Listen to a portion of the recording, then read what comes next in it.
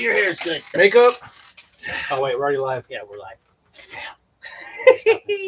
Welcome to another episode of Northwest Brewmeisters. A couple of guys. Oh, wait. We're gonna come back in. All right. Welcome to another episode of Northwest Brewmeisters. I'm Jamey. We are just a couple of guys from the Pacific Northwest who like beer. Think you should too. That's right. All right, let's go. Just tell them about your beer. We'll talk about the other stuff later. Okay, well.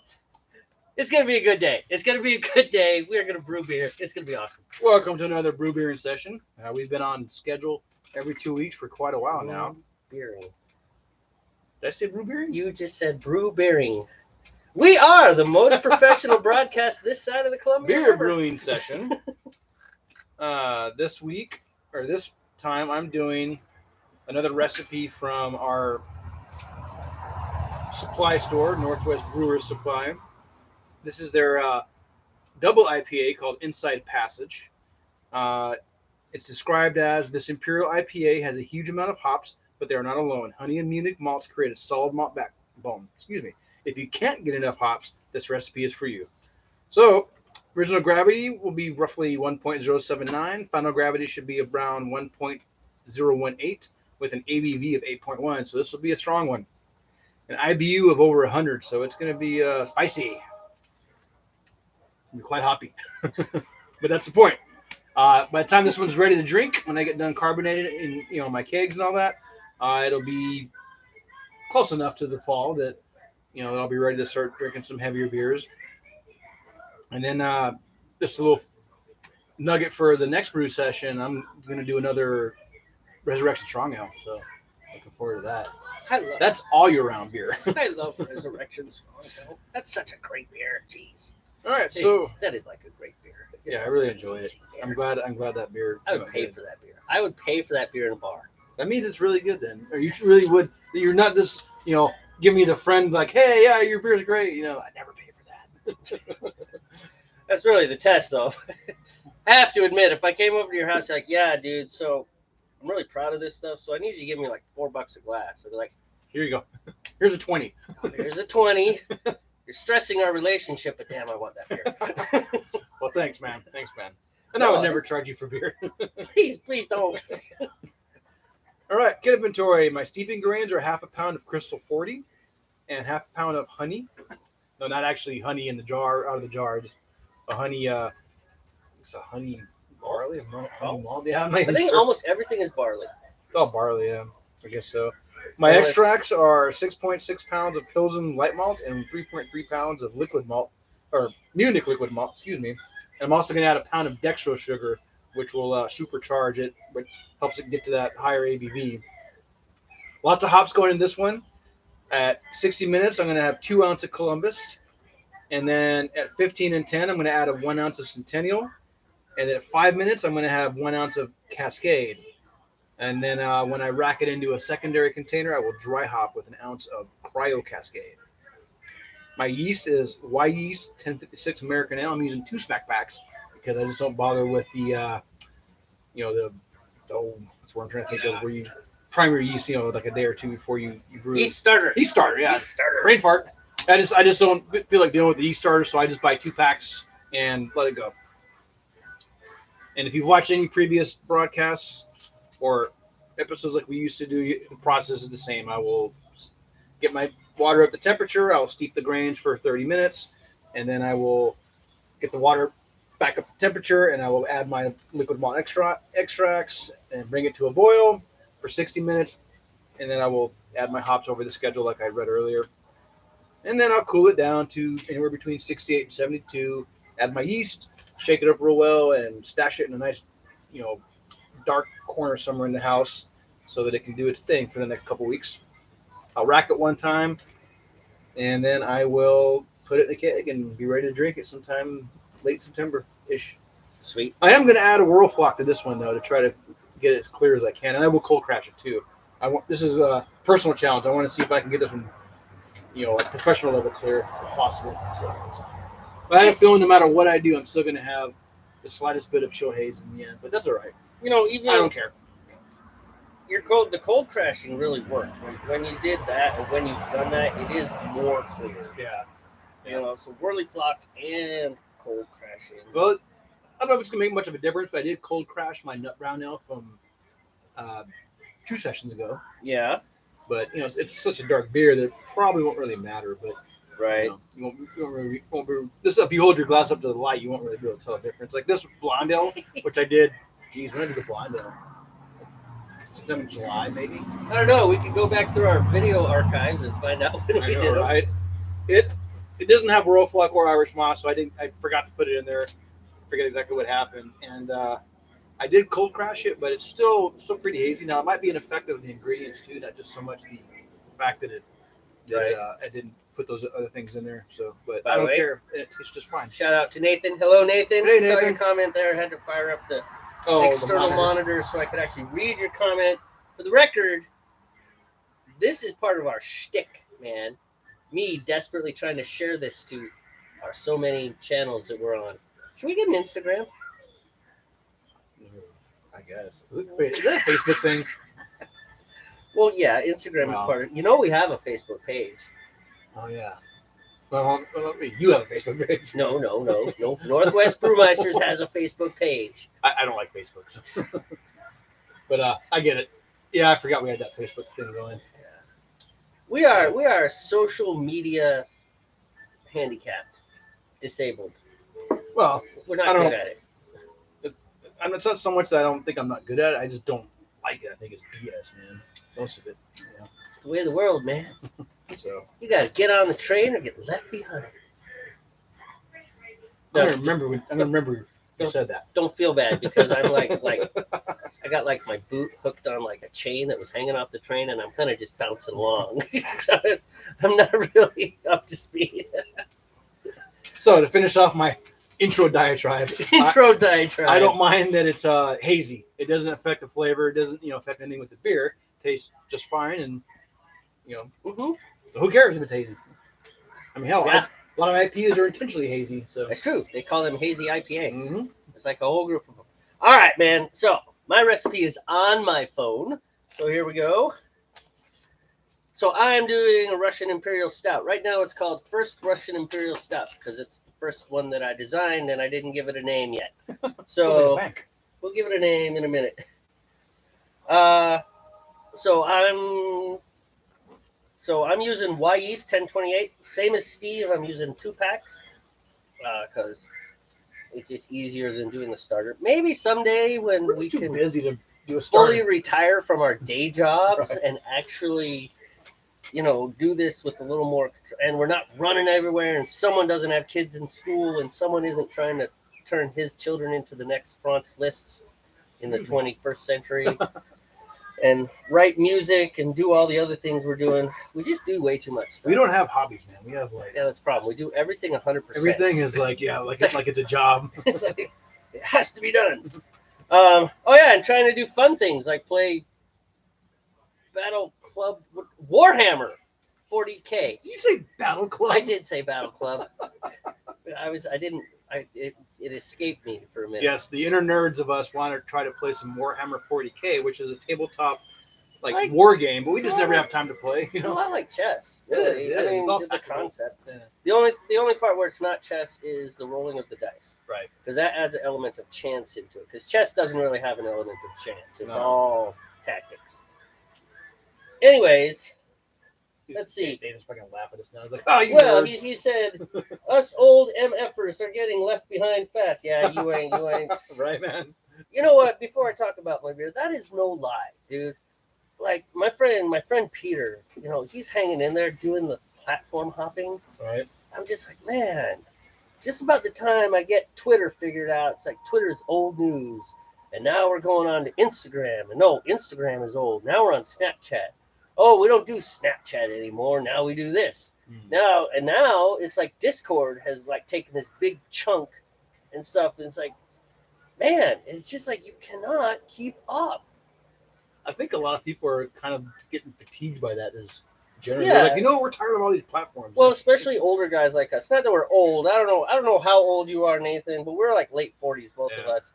So not old, but still, we're old enough that a lot of that stuff is not important to us anymore. Right. It's like, whatever. That's why I don't give a hoot about Facebook or anything like give that. a hoot. Give a hoot. Well, I would say other things, but We'll come back to this in an hour, and we'll see if he still gives a hoot. We're supposed to keep it, rated G. That's right, family friendly.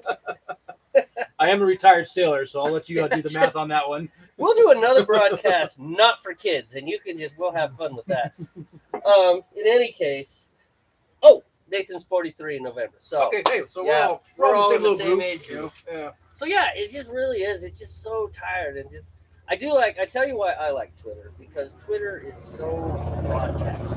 So Facebook is like right there, who you know, who you like. It's a very closed thing, right? You've got to go out and actively get people to like your page, and even then, they say that unless you're paying for stuff, only about 10% of any of your followers actually get your Facebook page posts. Yeah. Sorry, I didn't mean to interrupt you, but it just kind of dawned on me. It's like, your water's not even going. Anyhow, here, you talk, I'll pour. Okay, good. That's a good idea. So anyhow, that's your pie. Okay. Just make so talking about Facebook versus Twitter. But Twitter, I get a lot of random hits on my stuff. Like people that I don't know, I didn't talk to, and they just like they'll do a like, they'll do a retweet, or they'll follow. I don't get that on Facebook very often. Of course, I'm not nearly as active on Facebook, so that might be part of it. Although I did get on my musician side, Jamey Aston. You can check out Jamey Aston. I'm the same everywhere: Facebook, Twitter, YouTube, all those places. In that, this woman followed me because she liked my setting of Psalm 13. She found it on YouTube. You told me about that. Chased me down, and so she's like, "Hey, if you'll subscribe, I'll subscribe." I'm like, "Sure, man. I'm always down for another subscriber." So that actually was that was like the first one that was like just random out of the blue person from the universe, and it was not a bot. That's right. It was pretty interesting. But anyways, yeah, the whole social media thing, maybe the Instagram, but geez, after a certain mile, you just got to hire someone to manage all your media accounts, right? And since we don't make money doing this yet, or if ever, I don't know if I ever want to make money doing this. As much fun as this is, it's like, and the fact that we don't do hobbies ever. Yeah, they're not hobbies. They are. It's still life. This is all right. This is still, my music is what I really want to focus on, and I don't. I like the Aircom Discord more than any other actual social media because it's not really, but is open to everyone. Yeah, his is. That's cool. I like the Aircom His is Discord. pretty cool. I don't like look down my nose at people on social media. I just don't care for it because it's like 85 to 90% BS. But there has been some positive parts of it. Like when I first played with Facebook back in the day, it did reconnect me with old high school friends I hadn't talked to like in 20 years. And that was really cool. I really appreciated that part of it, Yeah, me too. And they said, "Man, you're nothing like the guy we knew. We hate you now." And they blocked me. It was horrible. Wow. No, that's not true. That's a little extreme. No. I actually have a pretty low block rate. I've been blocked by a couple people for being extremely opinionated. All right, let's talk about my beer because we do forget what beers we brew, and we like to be able to go to the first 2 or 3 minutes of the broadcast instead of having to go half hour in of our own broadcast to find out what beers we brewed that day. Dun, dun, dun, dun, dun. And yes, my recipe's on my phone. I'm a little bit technologically there. I use this. So, Why Yeast 1028? I got 2 smack packs for the same reason as Steve. It's just easier than doing the starter kit. We're doing 9.9 pounds, so almost 10 pounds of Briest Ambered liquid malt extract. So this is going to be a high gravity beer itself. 2 ounces of Willamette hops goes in at 60 minutes, and then 1 ounce EKG Goldings at 10 minutes. This is not a hoppy beer. That is mainly just to get rid of the syrupy, sugary, and just give a little profile. That's it. Crystal 150, 7 ounce. Golden Naked Oat, 7 ounce. Melanoidin, 2 ounces. Black malt, 3 ounces. Roasted barley, 12 ounces, which, true believers, is a lot of roasted barley. That's like right on the edge of too much. Melanoidin. That sounds like something you find in lotion. Yeah, well, it's better than melavoidin, which is what I've written Right. down here. Melavoidin. And then, so we changed it up a little bit. We're going with the British chocolate malt because Ben down at Northwest Brewers kind of pushed it on us, and he gave some good. I guess he had strong I have arguments no for problem it. switching to the British chocolate, man. And then we tried it in we first tried it in what beer? Resurrection Ale. It was in the Resurrection Ale. I have like zero gustatory memory. It's a funny word, gustatory. It means taste. I know. I'm just laughing because nobody says gustatory. I say gustatory. I just said it. Anyhow, I have zero memory. So if I drink a delicious beer on Monday and then you serve it to me on Wednesday, well, for example, I drank this.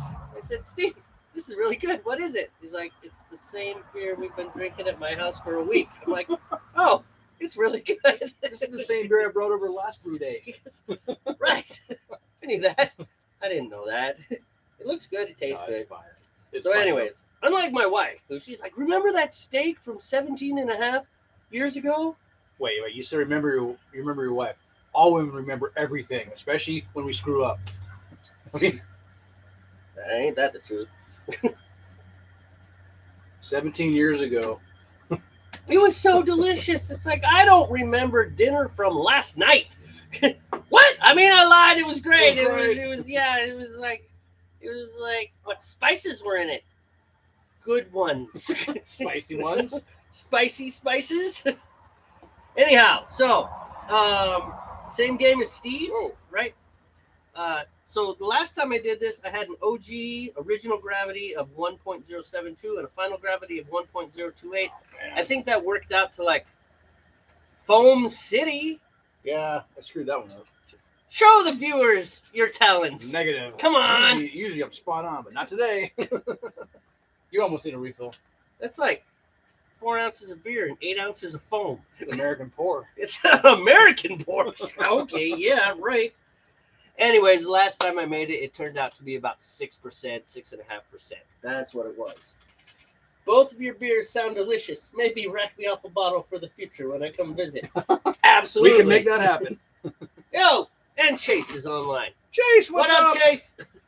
Good to see you. Yeah, well, I don't get to see him anymore. No, that's my nephew. They moved, so we miss you, dude.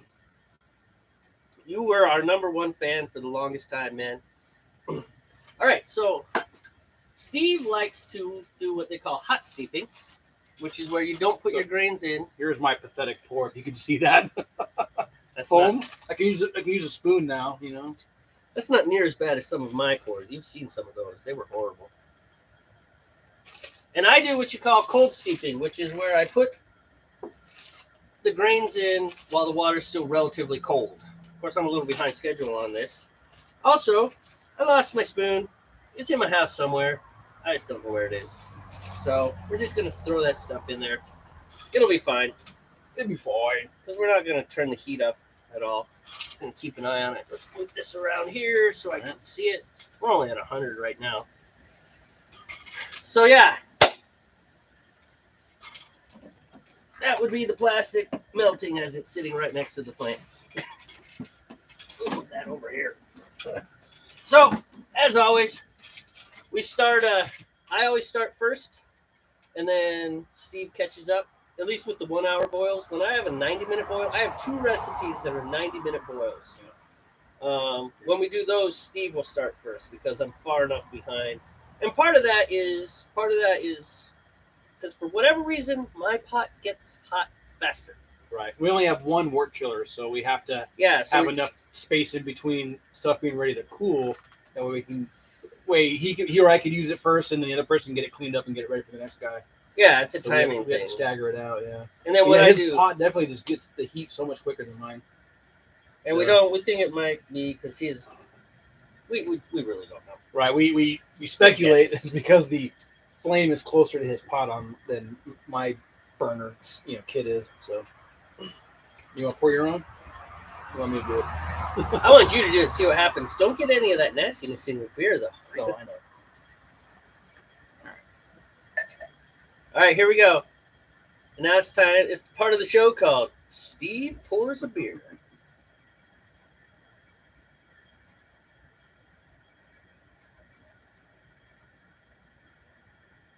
There you go. Good American pour. Well, you know, part of it, man, is that it's getting warmer. Yeah. And so Right. the CO2 is coming out. Poured kind of fast. When I did mine, it came a little bit faster than I wanted. So You hit the bottom. So years ago, I went to SeaWorld by myself as an adult. I don't recommend that. It's just one of those places that, as an adult in SeaWorld, you're like, this is fun, but right. it's It's a little not. better when you have a family with you. Or even just some random child that you kidnap. Were you on a port? Were you on a port visit or something, or? No, I was down there for weld school with the Navy. Okay. And I was just bored on a weekend. Steve pours poorly. Poorly. P-O-U-R. Yeah. Don't quit your day job either. I know, right? No, yeah, I was just down there for weld school, and you know, I'm an experienced person, as in like, if there's an experience to be had, I want to have I'm gonna it. go check it out. And so, SeaWorld is something that wasn't likely to happen anytime soon, so I went. But it was interesting is that Budweiser has like this little beer garden, beer school thing. Obviously, there's not a lot of teaching that goes on there. But the one thing the Budweiser guy said, he's like, so here's how you pour beer. And he put it straight up, poured it straight into the bottom. And he said that knocks the extra CO2 out of it, which makes it less filling, which means you can drink more beer. Makes sense, because when we were doing our ale trail stuff on Friday, I noticed that she was pouring it straight on in those little mini beer glasses. So, yep, yeah. So I guess if you have the right pressure, it won't, foam up. Right. Well, the thing is, and if you watch those guys, they just let it overflow. That's the thing, until it's all beer and all the foam. Such a waste of beer. It does. It hurts my soul. Yeah. First time I was really watching the girl do it, I almost cried. I was like, wait. It was like half a glass of beer. You just let go down the sink. Sponge? And I just went, gross. Oh, you get everything in there, all the other mixed beer. It'd be so disgusting. Okay, that's a little gross, yeah. But no, so that's how he said to pour it. But then again, that's for people that's like in a commercial area. Sure, that makes sense. Or if you got a big enough glass that it doesn't foam all over the place, so you pour a 12-ounce beer in a 20-ounce glass, you'll be all right. Going noises. What? Well, that's because we're outside, and there's also the bird in this bush. It's in there somewhere. That was weird, man. I was doing my thing. I'm like, there is something in this bush behind me. We had one sleep right up in the eaves of the porch all year. Like all winter. Last winter was it last winter or the winter before? But yeah, you'd come out and it'd look at us. We're like this far away. Right. It's right there. You're just looking at us. Eye contact, like, hey. Like, occasionally get freak out and it'd fly into this bush. And that's as far as it go. And you'd come back out in the morning, and if you came out before the sun was up, he was there in the spot. He'd look at you. What the heck? No privacy here? Like, look, dude, you're the one that decided to make your living room on my porch. All right? This is the way it is. He personifies a bird. That's funny. Look, dude. Well, what else are you going to look, Tweety? I don't know. Anyways, so it's funny. So yeah, we just hung out all winter. I think I remember that bird. Yeah, because we were brewing and stuff, we would just hang out and. Yeah, he didn't go far, and she, it's whatever it is. Who knows what it is? So, anyways, yeah, just hung out. I need to throttle back on the heat. Wow. Otherwise, I can smell the aroma coming off your stuff now, man. It's such a good smell. So yeah, next one will be Resurrection Ale. And then I think after that, I'm going to do the Rockford 8 again. And do it right this time. Oh! That reminds me, faithful viewers, of which there are 2 of you. We need to make a change to the broadcast. And here's the change. The beer comes first. Broadcasting comes second. Steve is in charge of this. What? You are in charge of it. Don't worry, you'll be good at it because you always say, hey, we need to rinse, we need to do this, we need to do that. So you say it anyway. So it's something that you'll be good at being in charge of. But it's Steve's job because I'm a chatty Cathy, or chatty Carl. I guess I'm a dude. I'm a chatty Carl. You're not a Kathy. Doesn't matter. I talk a lot, and I get involved in the broadcast, and I forget that my steep is now up to 220 degrees, which is way too hot for steeping. But those things happen to me. So Steve's going to take this on. He already agreed by nature of the fact that he does it anyways. But seriously, we've screwed up like 3 times in a row. Not major disasters. We fix things because we're good, but they were all on Steve's beer, which made me feel bad. No lie, they made me feel really bad. It's like it wasn't my beer that got screwed up; it was Steve's beer. Like last time, what happened last time? Finishing hops? Yeah, I got distracted and I forgot to put in my finishing hops. Because we were rushing to rinse carboys and get things cold fast and all this. And then I was out here and I didn't think about it. His timer went off. I'm like, okay. And I chilled and the finishing hops never got put in. So that's right. That beer will be delicious. It's a nut brown ale. It's not supposed to have a lot of hop character anyway. Wait, is that the one? Isn't it? It was a nut brown ale. So that's the one the brown sugar. Yeah, it was supposed to have brown sugar in it as well, but I forgot that. Was that last week? Was that 2 weeks that ago? That was the brew of 2 weeks ago. Yeah, so No. I'm sorry, last brew was ESB. ESB with no finishing hops. That's the one. Right. So the fact it's the brown sugar with the nut brown ale. Brown sugar with nut brown ale, but that wasn't because I got distracted. That's because I forgot the ingredients to get them at the store. Because he was in a rush, because I was telling him we have to start at 3:30. See how it's my fault again? The guilt is hard to bear, dude. That's why I'm putting you in charge of The this. finishing hops was for the ESB, which again, it's an ESB, so it doesn't need to be hoppy. You know? Right. I mean, they can be a little hoppy, but I don't care if it's. He's a good man. Look at him putting strong face on all this heartbreak. Well, you're my boy, Blue. Okay. Wait a minute. You know he died in that movie. Yeah, but it was he died happy though. Okay. Good to go. Remember how he died? No. It was, I think, remember it was the like mud wrestling thing. Oh, like collegiate mud wrestling kind of thing. Ah, yes. Okay. Yeah. So he died happy. Yeah, I guess so. Yeah, I suppose. Point being, faithful viewers. Point being, wasting, not waiting. Wait. Okay. I never understood the bartenders waiting all that beer. On overpour, use a catch basin and use that for a marinade or basting. Yeah. Well, you know the truth of it is, they're making money. They're moving as much product as fast, and so they've figured it out. It is actually, you make more money by pouring it and then getting it down to that dude than catching it. And then, but we're with you. Beer, you know? The whole wasting of beer. I know. It's like, that could go to good use. Mm-hmm.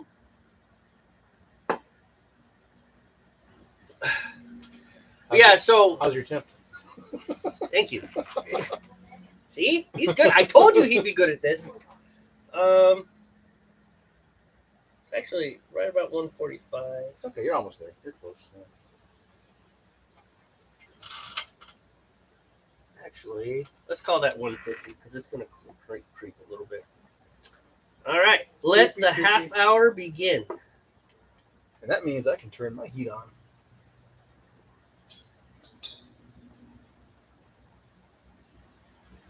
So, very seriously, that is a serious thing. We've got to put the beer in front of the broadcast. So, at the beginning, it'll be me and Steve chewing fat, talking about this, that, and the other. No, I don't think so. That was pretty cool. But then towards the end, when it's time to start rinsing carboys and getting things ready, it'll be Jamey alone, which is okay because I'm good at being alone. Well, we used to just kill the broadcast at that point. I know. We could not saying we have to do that anymore, but yeah, we don't have to do it. We would do that because we didn't have a means to include people watching. Yeah, I mean, now we kind of do with your mobile cameras. So the mobile cam, also known as beer cam or pot cam. Pot cam. That's right. Pot cam. Thank you, Nathan. That's right. Pot cam. It's Nathan's coining the term there. Exactly.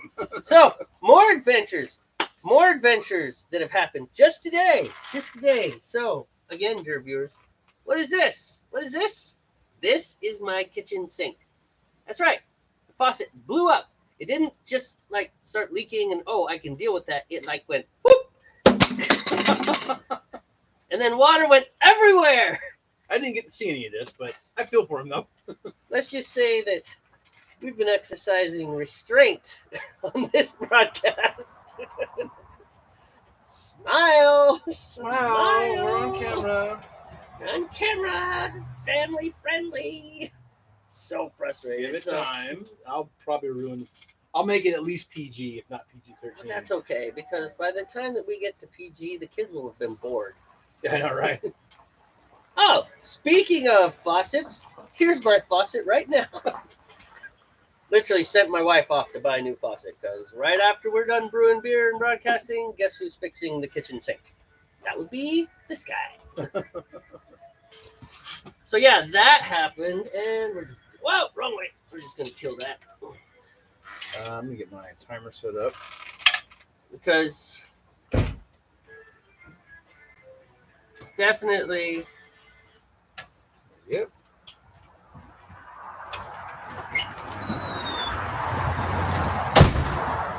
Excuse me. And there's Sure. Timo. Have we mentioned how professional this broadcast is? 80 degrees. There we go. I somehow snuck up to 160. It's all right. Should be fine. I think it'll be fine. It'll be fine. Have you watched any more of the Critical Drinker? Hmm? Have you watched any more of the Critical Drinker? No, I haven't watched a Critical Drinker in quite a while. I haven't watched them since we watched them over here, like a year or two ago, whatever it was. You should Pre-play, definitely baby. check the Critical Drinker. Timo, bring that to me.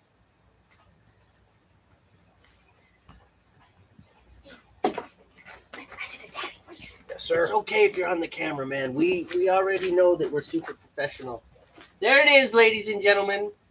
The new faucet. Actually, that'd just be Gentleman and Chase if he's still there. Got the new faucet. Yay! Happiness. So, no. Thankfully, it's easy to replace. We should look. Oh, it is. They actually really are. Right. There's a couple of jam nuts, and you just you take the old one think off, put it They're right locked in. out. Oh, Jaime will let him in. I have another son. I know, but they've been knocking for a minute. No one's coming to the door. He's slow. Okay, now it's time for You might have, yeah, you might have to go there. Steve Alone. I got it. Jamie's gonna get the door for you. Oh, I can't see the comments. All right, musical chairs. Looks like he grabbed something called Oak Brook. Oh, Oak Brook Collection from Pacifica. I thought That's about the one where you push the one lever up, but I like having two levers. our sidebar conversation. All right, here you go. Man. I And was we're trying to back. read the comments. What's I happening? think I did very good.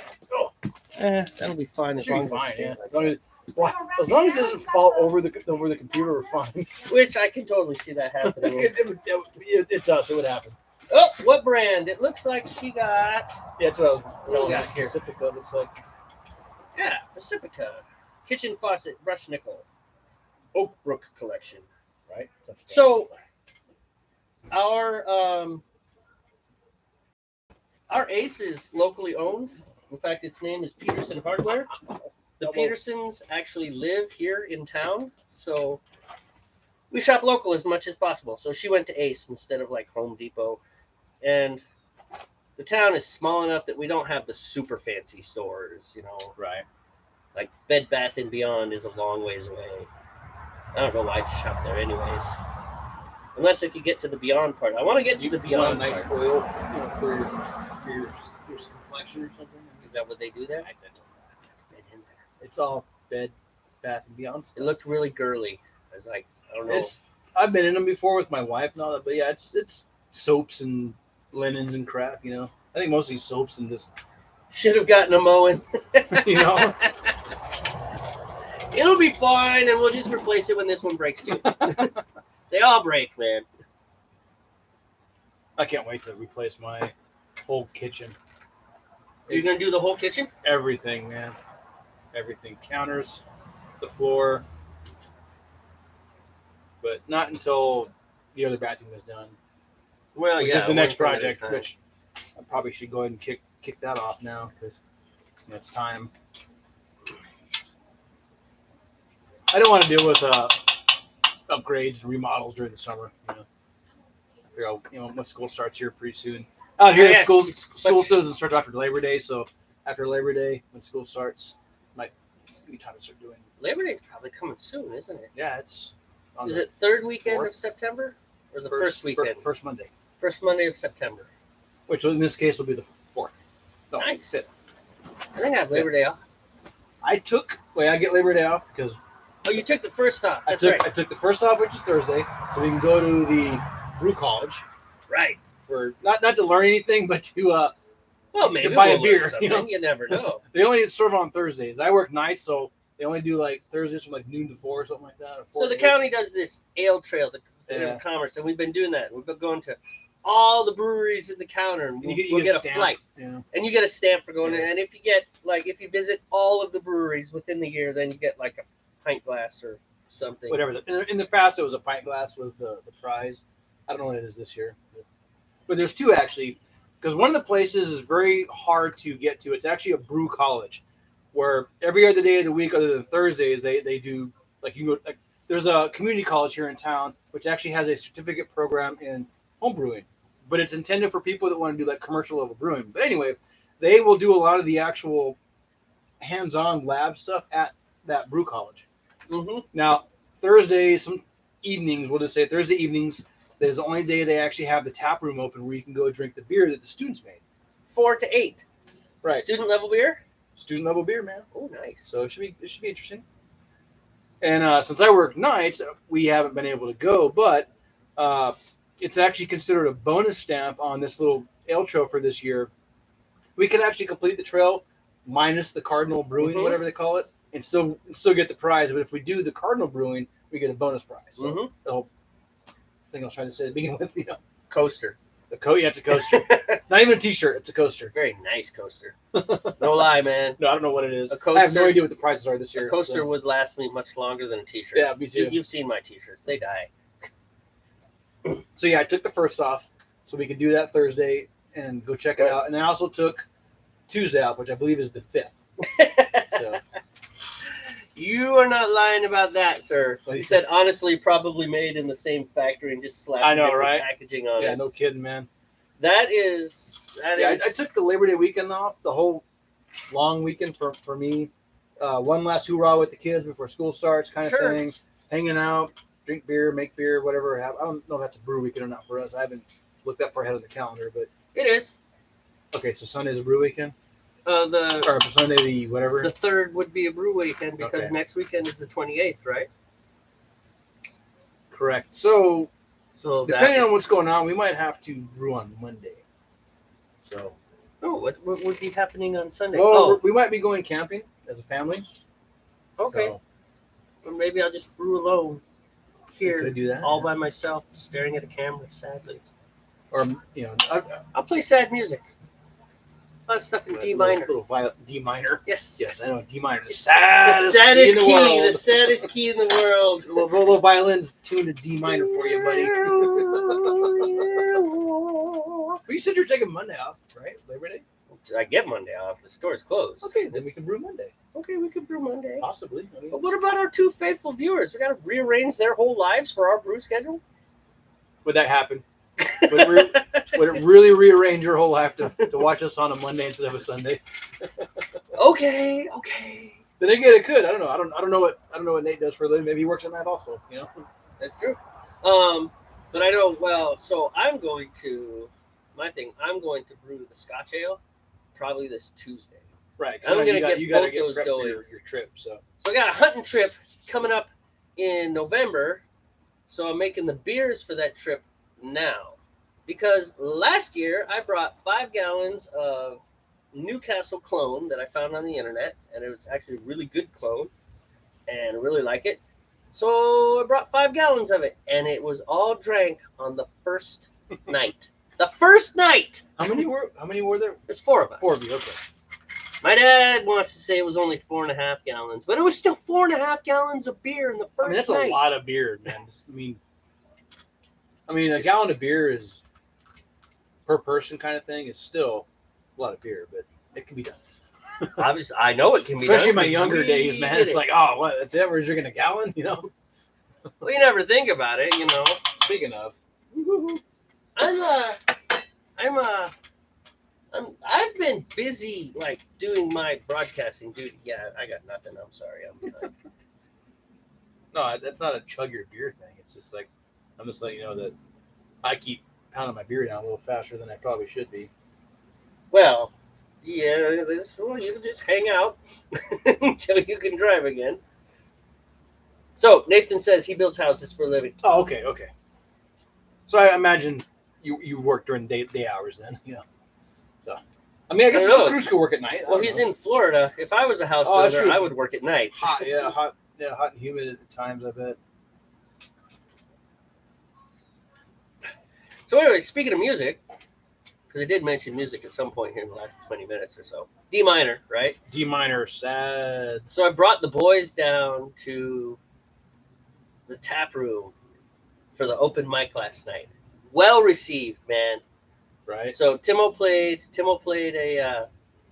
he played the first movement of a piece by this guy named Drew Morris, who lives down in Arkansas. Composer, I know. That's right. We did. You know Drew. We followed Drew for his 21 days Right. of composing, or 31 days of composing. So he did that piece, and then Jaime joined him, and they did the Inkwell Isle from the Cuphead.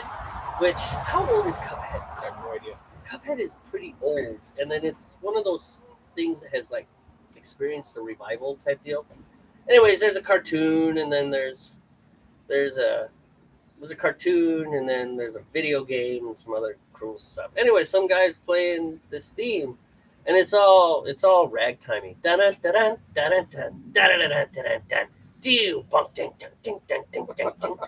kind of stuff. And so Timo and Jaime did it. They played right. as a duet, and they loved it. And then Jaime, of course, played Charlie Brown, Linus and Lucy.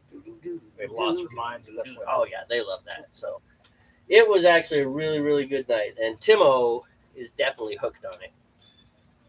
I don't know if he's hooked so much on the performing or all the pretty girls that are in this bar. And there were lots. Probably both. Yeah. That's his in, man.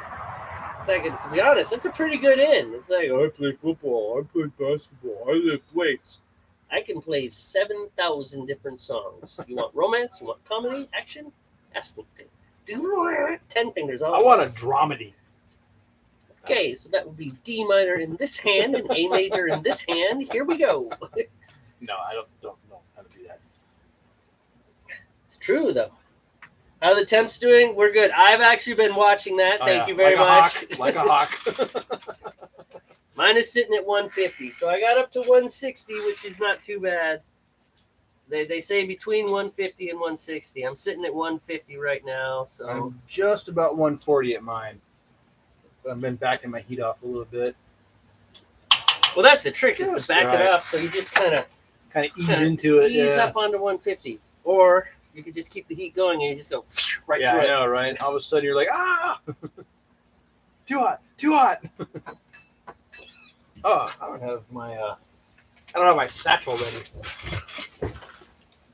I don't know how much time I have left. Ooh, I still have 15 minutes. I might have to turn my flame back on at one point here. But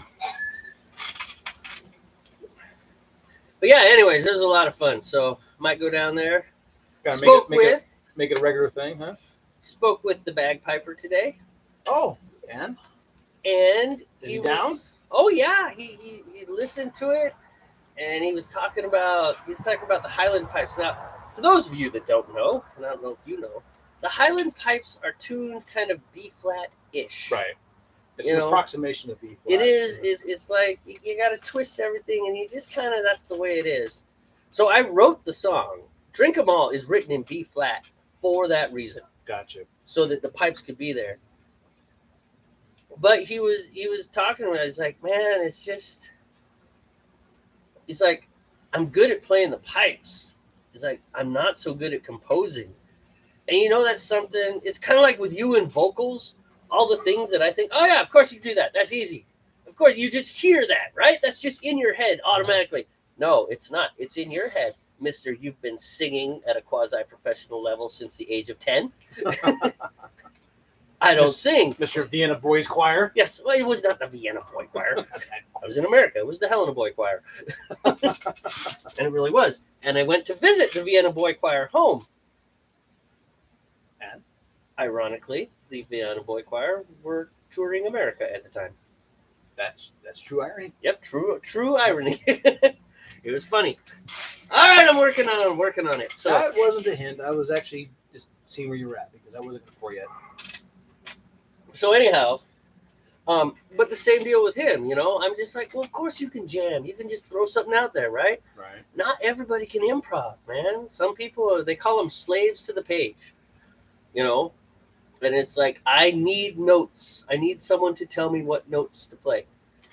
And I don't think that he's going to be stuck in that. But I was like, dude, all you got to do is find a riff that you like. Play a riff. You know, because if you listen to... Wait, what was that fancy word for riff?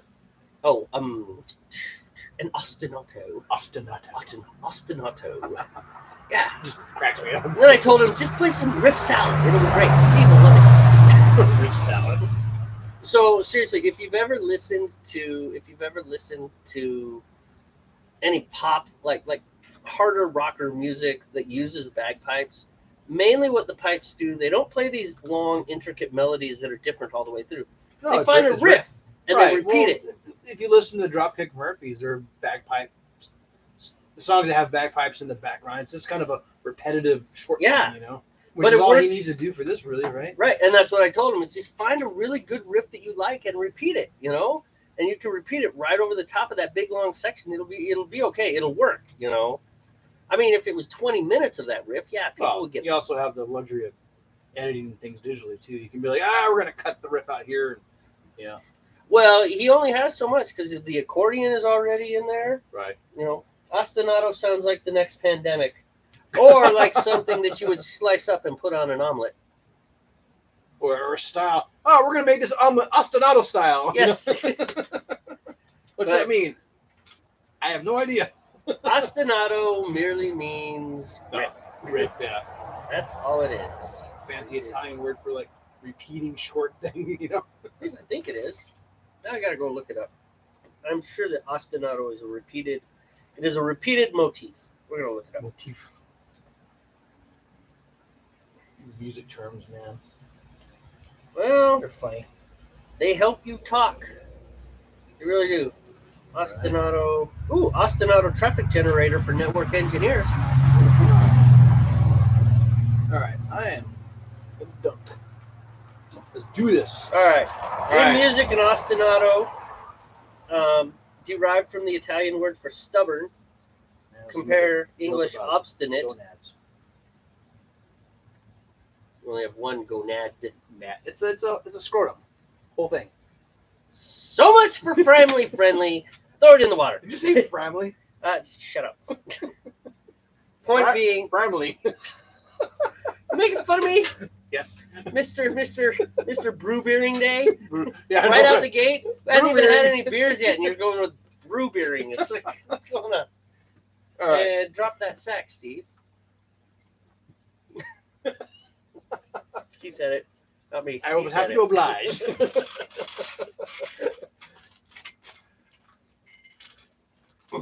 Brew beering.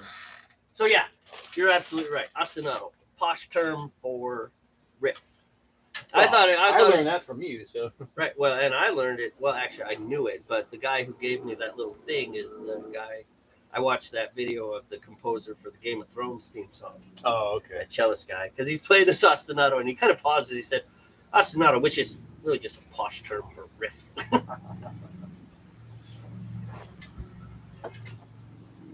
So that's really all. That's really all the bagpipe guy has to do. Just Play something, that just kind of fits over the top of it. Yep, just a nice repeated term, something fast and loud. Of course, I want the Highland pipes, which are insanely loud. It's like, hi, this is an instrument that you don't play inside. What if inside's a stadium? What part of inside did you not understand? No, he doesn't need a microphone. He'll be fine. You're right. I told you about that, going to see. I went to the Celtic Festival out in Montana, and the Screaming Orphans were there. They're 4-piece kind of quasi rock Irish band, right? They're closer to pop rock, but you know, they're Irish, and so they go to Irish festivals. Come on, you know, it makes sense. Screaming Orphans, I like them. Sure. You know, so it's fun, and they had their guitars, and they had their 5,000 watts of power, you know, 6-foot tall speakers, and I was about maybe 150 feet from them, and it was loud, and I had to yell to talk with my friend who I was with, right? And then later in that evening, we went and saw the Celtic Dragons, which is like a 20-piece bagpipes band. I was about the same distance away. Those guys fired off, and they were louder than that freaking rock band. Oh, damn. It was just like, wow. I don't know how those guys stand. They got to wear earplugs. They have to. I mean, because they're standing in that. It's like I was 150 feet away, and I was yelling to talk with my friend. And they're standing right next to it, and they got the drums and everything going. It's pretty. You ever seen a piper band? You know, with the drums and all the stuff. It's pretty cool. It's worth watching. Actually. Maybe we should YouTube it later tonight. YouTube. Right now, I'm just gonna say, drop that sack, Steve. The sack is dropped. I know, but I just wanted to say it again. Oh, drop that sack. Oh no! It fell off the spoon. We are so good at this. Oh well, it's not gonna hurt anything. I don't even know where my spoon is. It's just a convenience thing, not really a requirement. Yeah, it's easier to pick it out of there and not burn your fingers. Oh well, it'll be fine. All right, you guys got to see this. This is all right. We really need a production team. I'm not lying. We need a production team. That usually costs money. I know, but we still need one. Not money that I want to spend. There we go. That's the view I want. All right.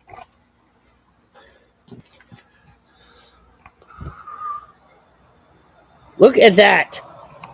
Do you see that? Do you see it? Look how dark it is. It's beautiful. That is a thing of beauty. And you got the reflection again. Shut up. Okay, we gotta go up. Oh, wait.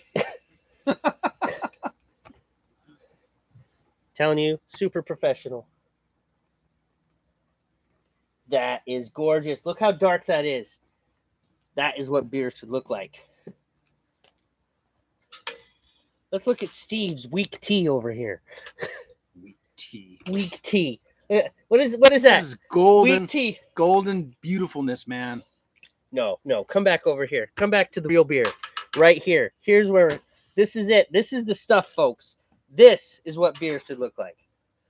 All right, enough of that. Now back to our regular broadcasting.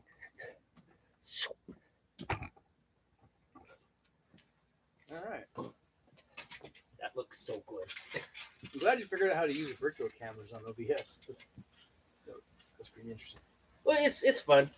I'm pretty sure. Pretty sure. Sir, comes up. Nowhere near the cap, but I'm just like, stop it. Stabilize.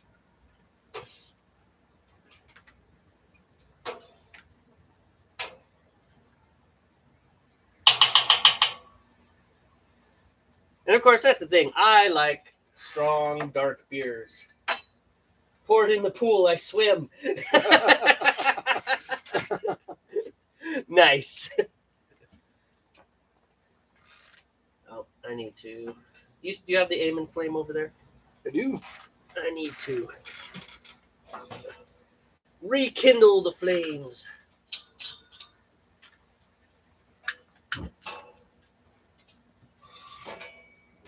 Getting a little cool. Oh, gotcha. How much time do you have left? Like 10 minutes? Oh, okay. Probably less. Oh, 5 minutes. Less, like you said. Less, much less. How much beer do you have left? Not less enough. There's not much left in this one. It's okay. Should I call one of the servants? Yes. Timotel! That would be a grand idea. You know, the damn grass and crap off this thing. What's going on, Dad? Would you get me the other growler, please? No, the other one that's in the refrigerator. The The big Looks the like big this, jar but that looks it's like clear. that. It's in the refrigerator. but it's clear glass. And this, my friends, is how you know that you've trained your children well. So after 20 years of brewing mead, I learned today about a new way called Bouchet. Bouchet or Bouchet? Bouchet. I'm seeing Bouchet. All right, tell us about it. Yeah. What is it? How does it work? Leave it in the comments below. Thanks, brother. Love you, kiddo. Let me see you, bro. I just call you bro. You did. Bro. You are bro now. I am bro. So this is interesting. So is this like a newly developed method, or is this like something that's existed for a long time and you just didn't know about it? Yeah. Who's the airman now? Shut up, Steve.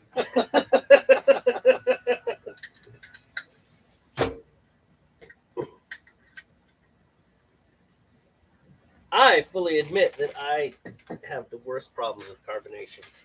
When my beers, I carbonate my beers, and the first few pours, it's like this much beer and a whole glass of foam. It's just like, what do we do now? We wait for that. That got overcarbonated because I forgot to turn the gas down. Oh, well, Twice. that'll do it. I was like, oh no! So this batch that I put the gas on yesterday, I am watching like a hawk. We'll get the gas back down to the appropriate pressure. Right.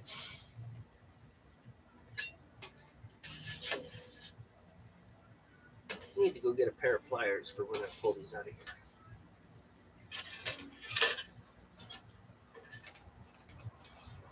This should be almost done.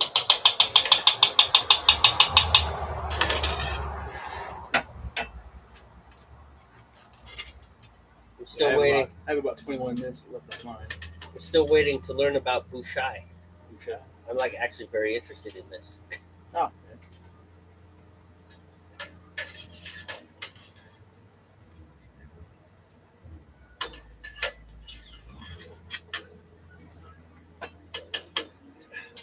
What do we got? Okay, here where. It's where you cook the honey in a crock pot for 2 hours. It opens up all the flavors in honey to get more caramel and coffee notes from the... Really? Who knew you could get coffee notes out of honey? Yeah, I never would even imagined, honestly. That's crazy. So are That's you cool. you trying a few rounds of this? You gonna make some and see what happens? Because I'm assuming that you learned about it just today, so you haven't made any yet. You should give it a shot and see what happens. You know, the big thing is to know what you're doing. It's like Terry said. He's like, never do something without knowing what it's supposed to do. Right. You know, you don't just shoot in the dark. It's like, let's see what this happens. You know, especially if you change a bunch of...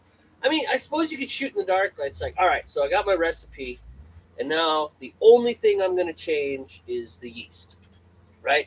And so you do that, then you know, okay, this is what the yeast does. Or I'm going to brew this at the top end. Like, I think I'm going to try a little bit of that with some of these things.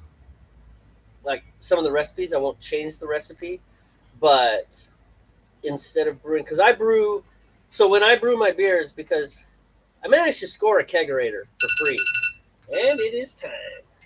We can't waste time. We'll revisit that thought in just a minute. I'll get your malts ready, man. Sir.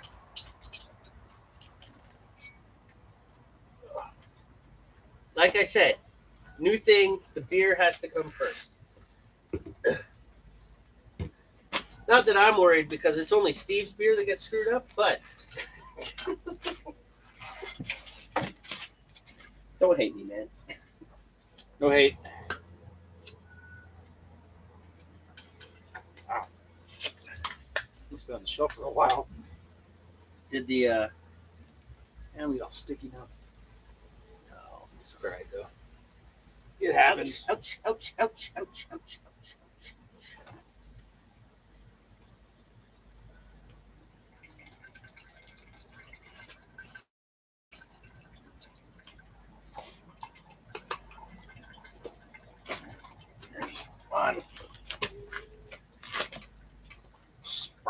amber, huh? Sparkling amber. Yeah. I don't think they have any other kind of amber. I don't know. I don't recall, honestly. I've only ever used the amber maybe once or twice.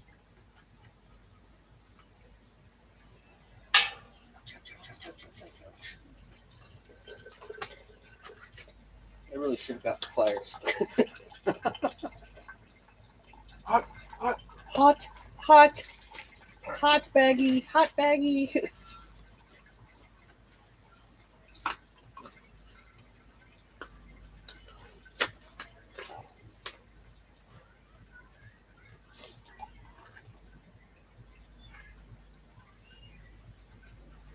All right, by the way, all the hops are in the downstairs refrigerator. Okay. And they're still down there. And they are separated, so you don't make mistakes. So you don't throw your hops in my beer or my hops in your beer or anything like that. No, that only happens with yeast. Well, it is true. Not mine. You tell me, which yeast is Steve's and which yeast is Jamey's? You can't tell. The packages are identical. Yeah. Although I can tell. Unless you look at the number and Yours is nice and puffy, and mine is not. What's going on here? I smacked them at the same time. I guess you didn't smack your hard enough. You didn't slow them. I smacked it pretty hard. It's fine. You shook them up, right? I did. I even posted the video to the Twitter. It was like, bam, brew day, going live at 3:30. Lie, going live at 4 o'clock because reasons. All right. Because life. Yeah, because my sink exploded.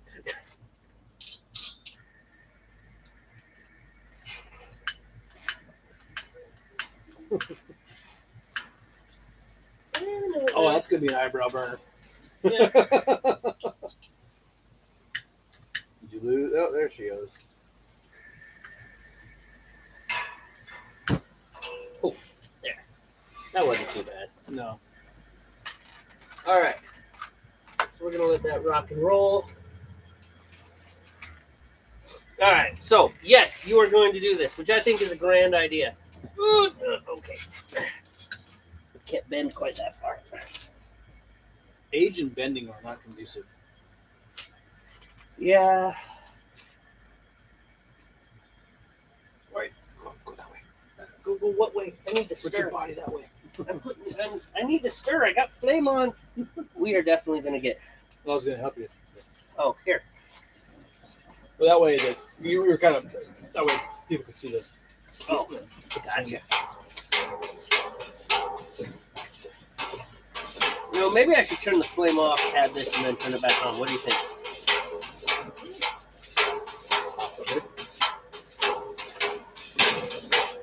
That was pretty skillful, actually. Yeah. Or you just want to get them all in for now? No, let's go ahead and do that.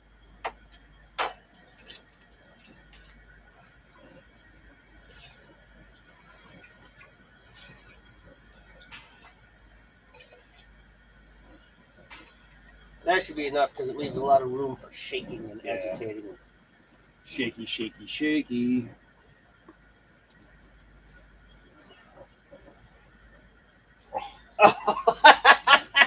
Oh, wow. You can go inside if you want and wash your hands. Oh, wait, that we're done. That is the one. This is probably the biggest thing for me. This is the thing sugar. that would push me to all grain. No more gooey stickiness all over.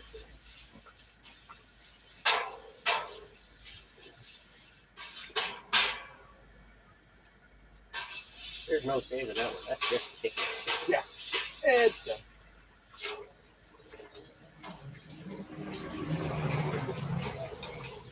All right, go ahead. Throw some. Let's handle that. So we don't burn. That's true. You've burned me in the past. Of course, we didn't have that amazing ladle in the past. No, we were using the spoon, I believe. Yes. It still hurts.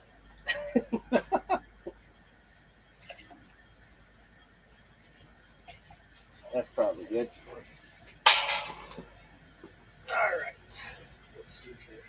See, the problem with the short spoon is it's just dying to fall. It's just begging to fall. I'm gonna hold it. I got it. Okay, and this is...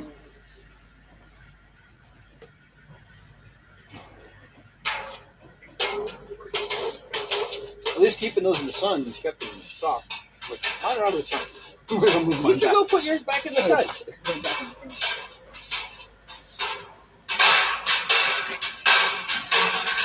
So the one danger to doing it this way is that the malts can hit the bottom of the pan and then they can scorch, which might change the flavor of your beer a little bit. Yeah, it's kind of a pain in the butt to clean. Yeah, that's probably more that than the actual scorching thing. But with a beer as dark as what I'm making, you're not going to taste the scorched sugars. Yeah, very unlikely.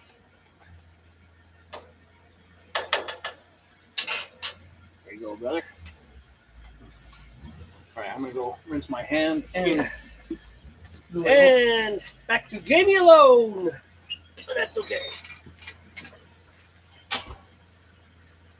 Move this before it gets too hot to handle.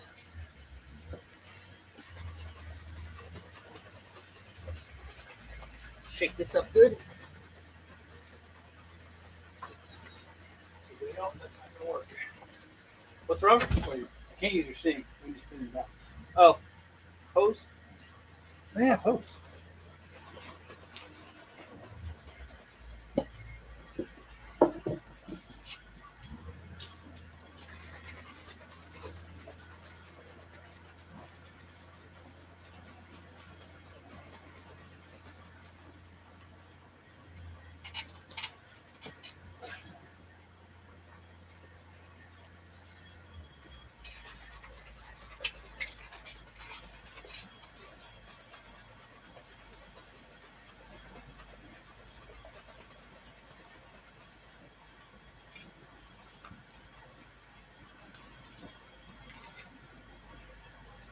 So Nathan says, I bring up the bouchai because it takes a bit to caramelize the honey.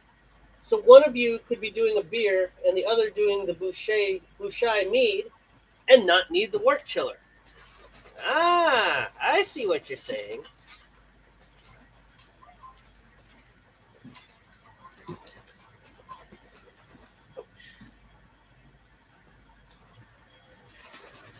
You're welcome. Thank you. I was messing up.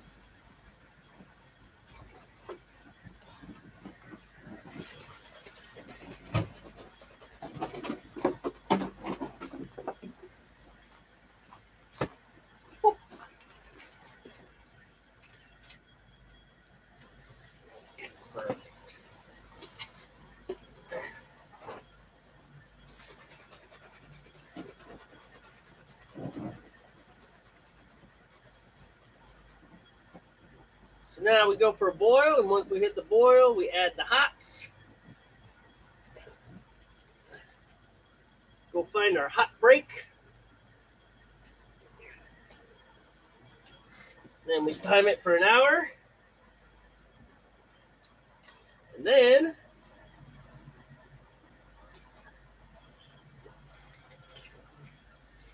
it's on to the wort chiller.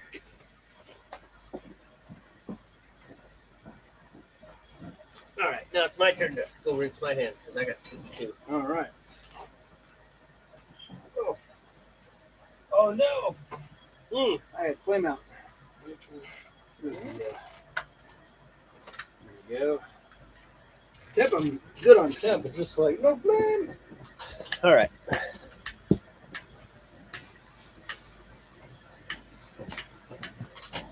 Come on now.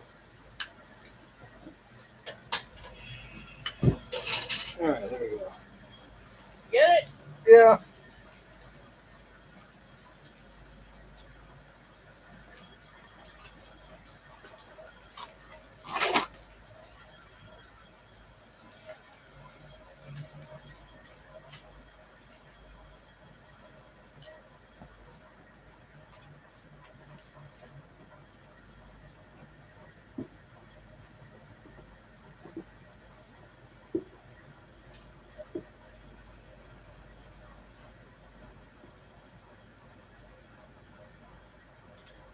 Come on, Cletus. There we go. Started getting on the low side there for a second. Yeah, mine dropped down a little bit low too. But I don't want to like crank it too high and overshoot again. Yeah, Because that's happened in the past. that happened last time for me. Because I was busy. Blah, blah, blah. Like, oh, look, 170. I wonder how that affects the seat. We're good. I still have over 7 minutes remaining.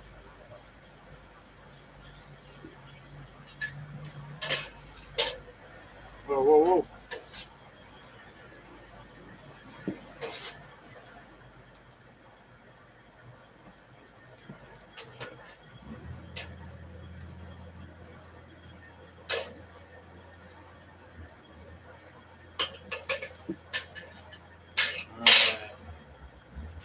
Now back on track. Bring that back down.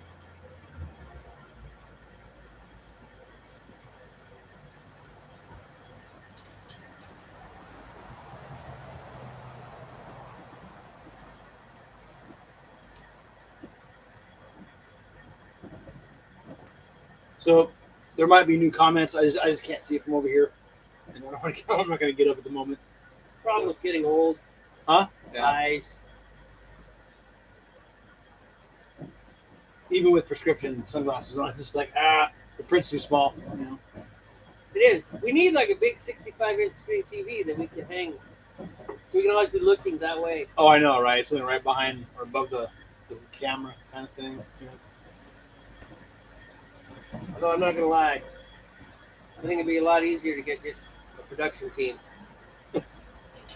Well, we could hire my oldest. Would you want to do it?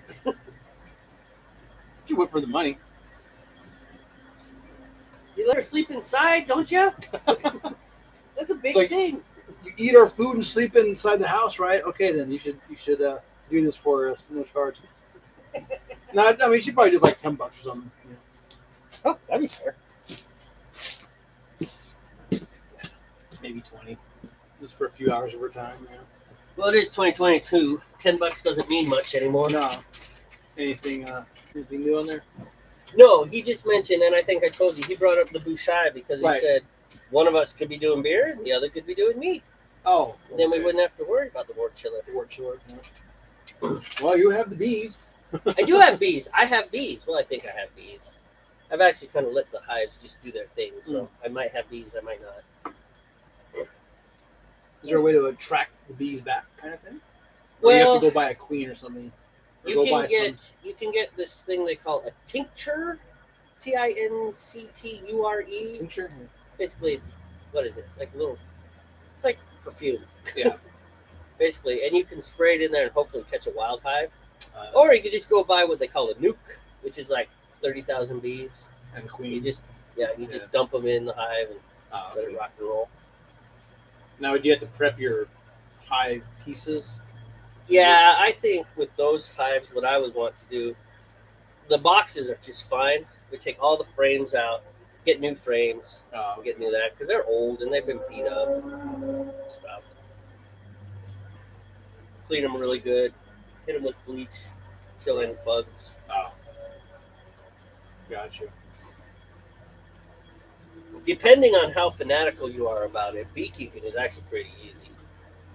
It takes 5-10. The bees do everything. You just go check them once in a while. Right. And if you get a nice friendly hive, relatively speaking, it's not like the bees are going to be like, hey, what, hey, what, hey, want to drink some coffee? Sure. That's a very small cup. Are you judging us? No. Drinking coffee with my bees. Can I have another? You ask for another cup every single time. Are you judging me? Yes, we are. Okay. You have the stingers. But no, seriously. I actually did have an aggressive hive once. I couldn't get within 20, 30 feet of the thing. And the bees would come out and they'd start. And they don't sting automatically. First they do Kind of warn you. They do. They do scare tactics first. And like, It's enough for me. It's like, oh, that was 20 bees that just flew Okay. past me. I'm gonna back up. Right. You know. Now a nice docile hive, because they do have docile hives. I mean, you can literally just dress just like this. You can just walk right up to it, open it up. You don't need smoke or anything. You just move Reach nice. your hand in there. Well, you could if you wanted. I've never been that brave. Oh, okay. But well, I actually have done the. I've opened the hive up completely, dressed just like this. You know, open the hive up completely, pull out a frame. The trick is to move nice and slow and not be threatening. Inspect the frame, you know, and bees are all over it and stuff, and just hang on to it. Put it back down. So as long as you don't do anything to set off the guard bees. So the guard bees, they sit. It's like a video game. Avoid the guards. Yes, avoid the guards. Which is easy to do because they're out at the opening of the hive and you're coming in through the top. But so the guard bees, the main thing they do is they send off a pheromone, you know, because it's all scent. And then when that goes off, the whole hive's on alert.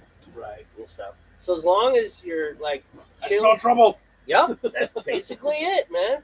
As long as you move nice and slow, yeah, you don't even have to. Don't have to use smoke. You don't have to use anything.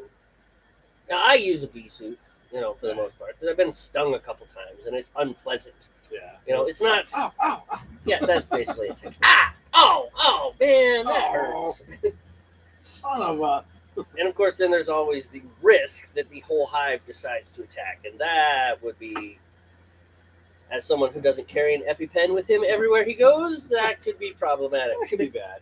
Yeah, because getting stung 30,000 times, yeah, because it is venomous. They do have little bits of venom and stuff. But really, anyways, this hive was very aggressive, and the way I took care of it is I found the queen and I killed her. Oh. Because all the genetics come Did you have from a little guillotine? Yeah. Kill her. Just go publicly heading Marie Antoinette style. Oh, Trump. No. I took her about 50 feet from the hive and smushed her. You're like, you're gonna die.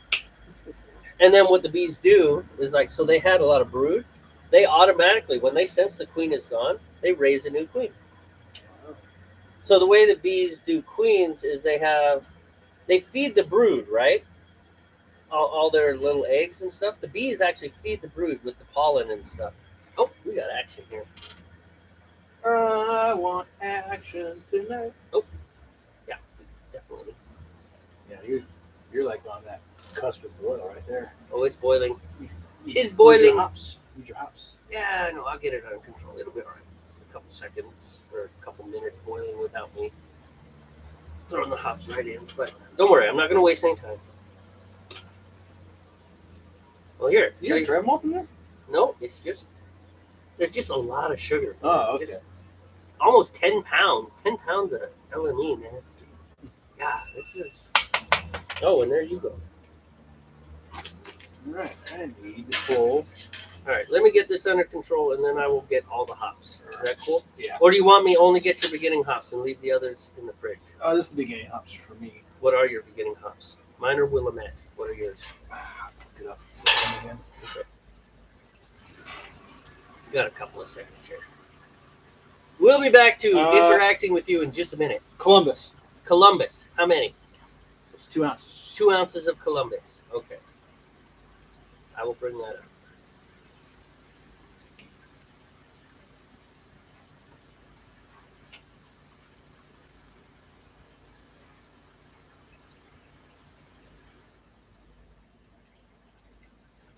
Some people would use sparge water on this, but we don't do that. Well, I don't do it. the thing is, I don't think that's really, for extract brewing, I don't think that's really that advantageous. Me personally. Right. Obviously, for whole grain or all grain, then you're going to want to do that.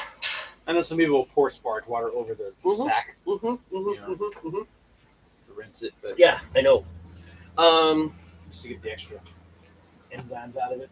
So I'll be right back with the hops, and I'll tell you more about these. And Okay. yeah, be right back.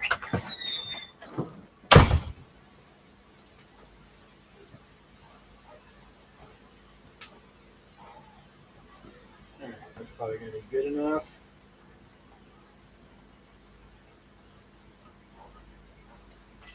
Jamie's chickens will love this. All right, be right back. Grabbing my malt.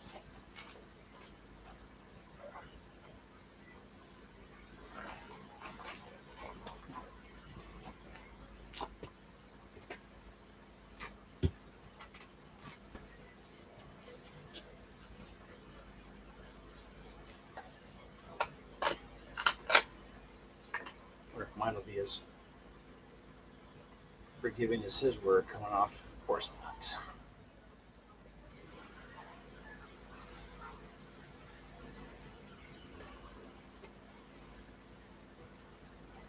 Oh. And here comes the stickiness.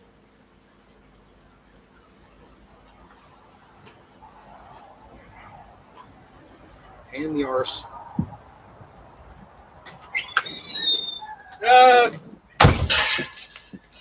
Your Columbus came attached to your Centennial. That's fine. I think that's 2 ounces because it doesn't have ounces on it, but this is a kit, so Yeah, it's fine. so the guys, you know, they put it all together. I'll put that down right here for the moment because you still have to get to your boil.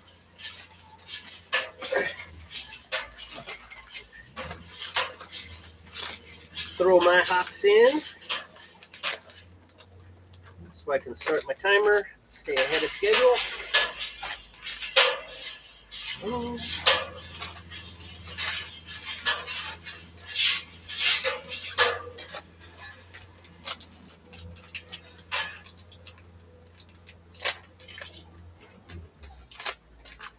You need any help, man? Yeah, You got it for now? I got it. 2. All right. And now let's return to Pot Cam. Hot cam. Well, come on. The hot break is cool to watch. Ah.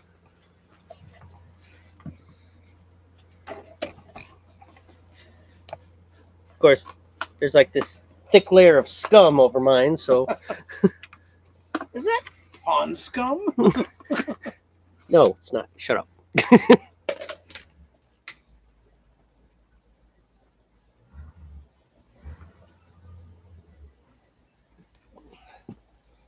Oh, come on now. There we go. It does look like pond scum, though, doesn't it? Slightly.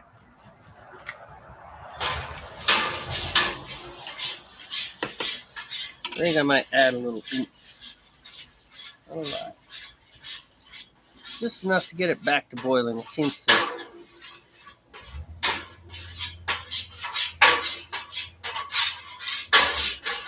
Not quite textbook yet.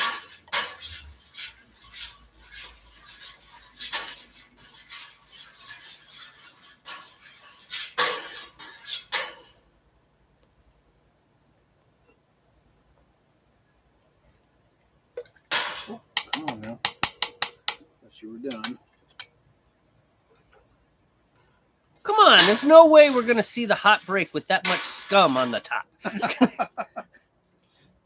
Okay, so this is a pot full of scum. Trust me, it tastes better than it looks when we're done. It smells like cannabis. Well, yeah, that's because hops are related to cannabis, so Oh, I what know. a surprise. There we go. Boy, oh, Smells like the devil's lettuce.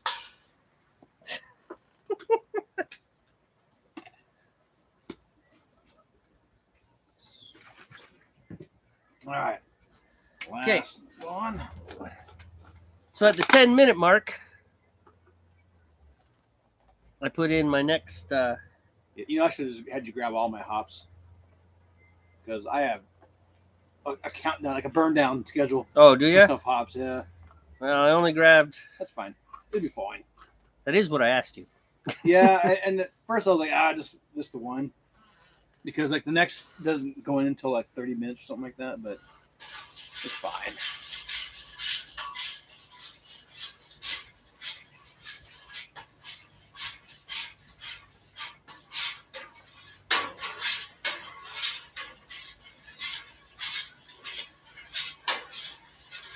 We need a new external cam. This one's not catching the action quite as fast as it. It's like a little laggy. Oh. Part of that's probably because we're doing this via Wi-Fi, and that's Yeah, that definitely creates a latency.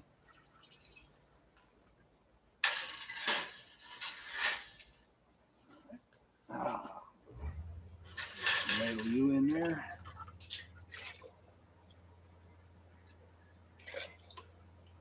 Is your timer already going? Yep.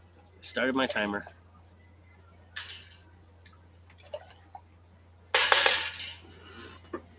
I'm gonna boost my heat now.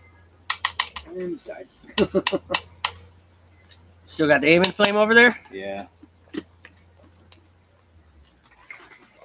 Because it's breezy out here. So when I have it real low, it just blows out. Yeah, I know what you mean. So just like 2 weeks ago, what we're looking for is if you look down inside there carefully, eventually you should be able to see what kind of looks like particulate or little chunkies in there. And that's where all the proteins are coagulating together, and they tend to fall out of the mixture when it's done. It's pretty cool, really. If we had a better camera, it'd be easier to see. Maybe someday we'll get one of those. Although I still think a production team is more important than that.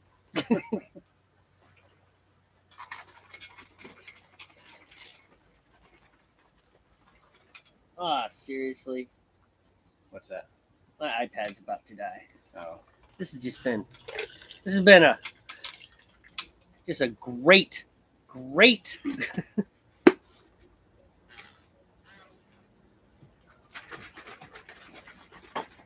Is there a power strip or something we can use? What? Yeah, I got something. I'll go get it. My thing is doing its thing. We're under control right now.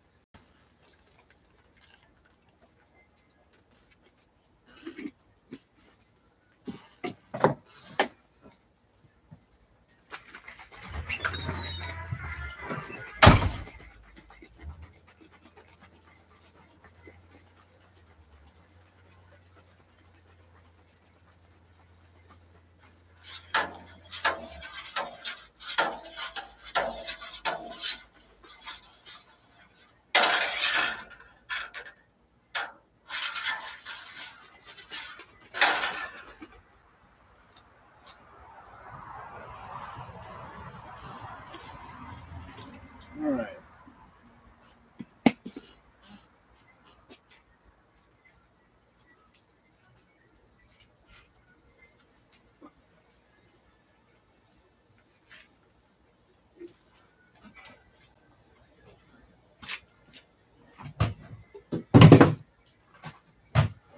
Jeez.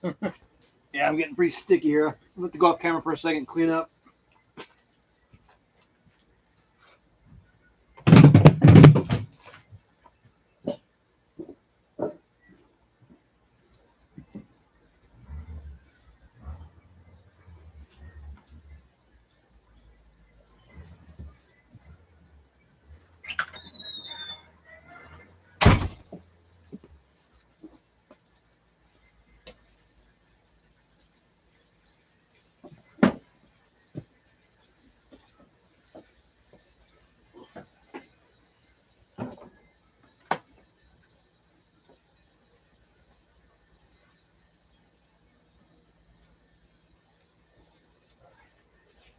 So where are we gonna do the rinsing? Right there in the yard, if that's okay with you. Just Where are we gonna put like the funnel and stuff? Water wash and stuff. I'll go get some towels and stuff, and we can put them on the table there.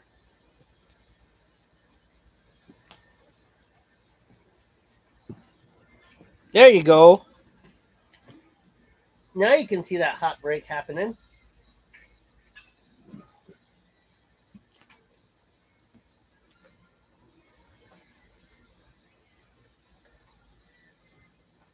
Does that work for you, that table? Are you sure? Yeah. I'll get like a lot of paper towels and shit. Come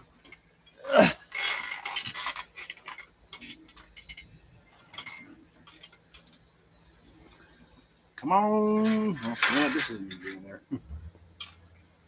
Yeah, I don't think these thermometers actually go up to boiling, do they? Boiling is what, 220 or 212? 212 212. Okay, so they do go to boiling of water. of water.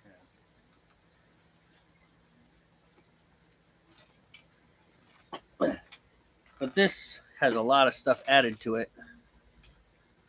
Oh, crap. I gotta put in my sugar. I forgot about this. You have your kniff? Yeah, I do. That's not bottling sugar? No, it's dextrose. Oh, It's corn sugar. which is exactly what bottling sugar is. I thought that was for bottling. That you actually add that, huh? Yeah, it's Yes, maybe I need to sharpen my knife a lot. for for this.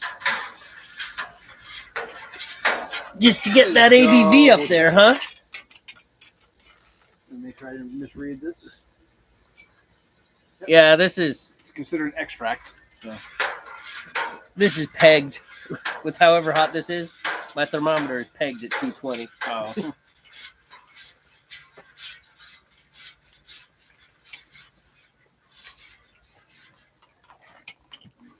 Okay, that's enough pot cam for now.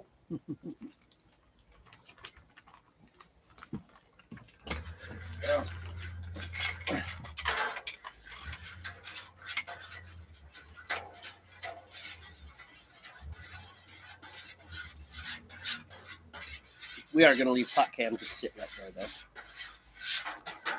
though. Actually, need to put this.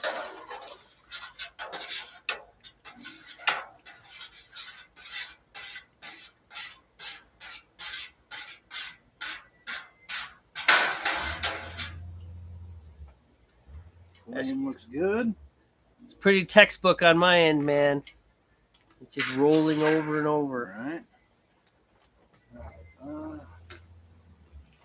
Let me get those hops from you. For favor. Pour favor. There you go. It's the bottom one. Did you keep the knife? No, I get it back to you. Okay. I don't need them yet. I know, but I should at least keep. So yeah, okay, so I was wrong. So 60 minutes Columbus, 15, 10, and 5 will be my last hop additions. So Okay, so we got Not- some not- time, not counting dry hopping, but that's 2 weeks from now. right? We're not going to leave the broadcast going for 2 weeks, are we? I wouldn't recommend it, no. Okay, good. Because it might rain, and this is not. I mean, it's like shade, and Sun's already getting low. it's the only computer I have. I know, man. The days are getting short again. Our long days are gone. I'm gonna have to start turning lights on the chickens and all that fun stuff. All right. See if I can get one last go round of breeding with the rabbits. The does stop breeding when it starts to get dark earlier. They get headaches. Yes, exactly. I have a headache. Not tonight. I have a headache. No, they're just like chickens. Actually, it's not so much the temperature; it has to do with the length of the light. Oh. And as the light shortens, well, obviously that means fall is coming, and so no, we don't want to breed because after fall is winter. Right. We don't want to raise baby rabbits in the winter. Yeah, it's cold. We just want to sit here and be cranky. Rabbits are kind of cranky animals. I don't quite understand why people think they're good pets. Maybe it's because I don't pay enough attention to my rabbits. You know, I feed them. I give them little treats every time I go down there just so that they know me as like, Right. we don't like you, but you're not the bad guy. So we'll tolerate you being here. I never had a rabbit as a kid or anything like that, so I don't know. You know, some people like rabbits, but they're not. Well, some people I've heard of people like litter box training them, or they're almost like a cat. You know, they'll get up in your lap, They'll use a litter box. You know. I've heard of that too, but I think that's a rabbit that needs to be around you all the time. Right. Like literally, I go check on my rabbits. Right. Like, yep, you're alive. Okay, you've got food. Okay, you've got water. You killed your litter. Yeah, well, that happened to you. That's happened to me before too. Like, oh, you laid all your babies out in the cold. Now they're all dead. Great. Murderous. Well, they're actually not good mamas, and that's one of the reasons they breed so easy, is because they just produce a lot, because Right. they are not, the maternal instincts of a rabbit are low. Like, even mice have higher maternal instincts. Jeez. Like, literally. So I was cleaning up a whole bunch of stuff down on the lower property, and I disrupted a mouse nest, right? And I heard the little babies squeaking. They weren't dead, but they were squeaking and stuff. I'm like, huh. So I backed off, and sure enough, here comes the mama mouse from this other place that she had found. She comes bouncing, grabs a baby mouse, and takes it to the new nest. And she did this like 5 or 6 times, right? Right? Saving her babies. Good job, mama mouse. A rabbit would have been like, y'all are dead. I'm out. I'm out. I'm going to go eat something or whatever. Yeah, that one time, I mean, that one mama rabbit, like, bit the head off of the baby. I was like, huh. So I'm there with a glove, picking up a head and picking up a body, and it's like, what the, you know? Yeah, they are not. It's a really weird. I don't understand the survival instinct. If they're extremely threatened, they'll kill all of their babies. It's just like, how does that happen? A hot break. Oh, we should. I got a good hot break on mine. We need to move the pot can. Back to pot cam. But now we're going to look at Steve's. Oh, you got a great hot break. Look at that. Can we see that? We'll go down a little more. Yeah, just right up in here is the reflection. Well, that's okay, because we can look down in here. Get some of those bubbles out of the way. Yeah, there's if you just kind of focus over here, you'll see the stuff moving around. Yeah, you can see all that coagulation and, you know, precipitation would be the actual term for it. It's forming down inside there. Right. I personally think it's really cool. I'm sure somebody else out there does. Somebody. Yeah, somewhere. use your kniff again, please. Thank you. Because a hot break like that is a good sign that it's getting close. And Columbus.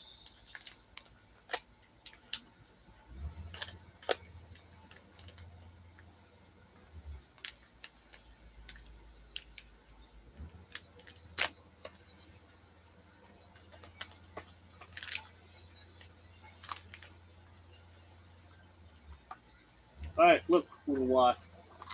Don't even think about drinking my beer. This is my beer. You go find No, some. he won't share it with you. He'll share it with the slug, though. Dude, that was horrible. That was horrible. I know, right? Here you go. Thank you. Once Steve achieves boil and we're back to the regular cam, I'll tell you all about the slug. The slug. Fastest slug on the freaking planet. They can make a movie about this guy. Right? You ain't joking. Oh, man. Wash pot, don't boil. No, I'm just looking at the camera there. That's actually a good hot break right there. That's a fantastic hot break. You can see all the things just bubbling up. That's not even bubbling. It's just, yeah, it's working.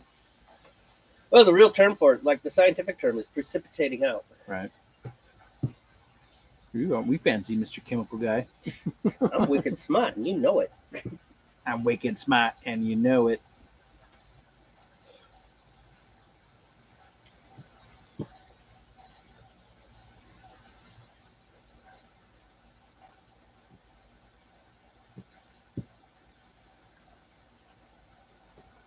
So I'm kind of excited. I'm thinking. Nothing moved. What? There's a squeeze handle right there. Oh, you know what moved? The leg, didn't it? That part. Oh. Like I said, we need a better camera. There we go.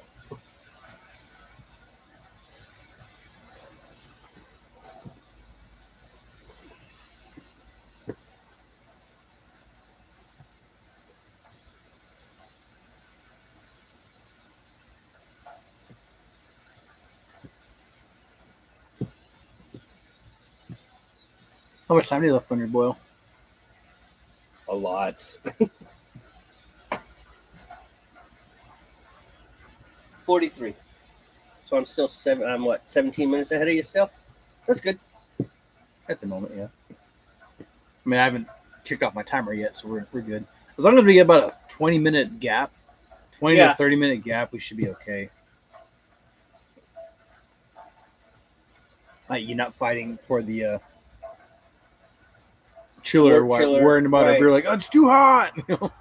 Running back and forth, doing all the craziness. But I'd like to get everything rinsed and ready, like, well before that, man. I know. And get it set out so that we're not. Speaking of that. So that we're not dealing with all that, man. Yep.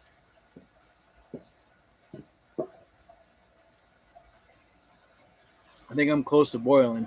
Real close to a boil. I'm getting all foamy.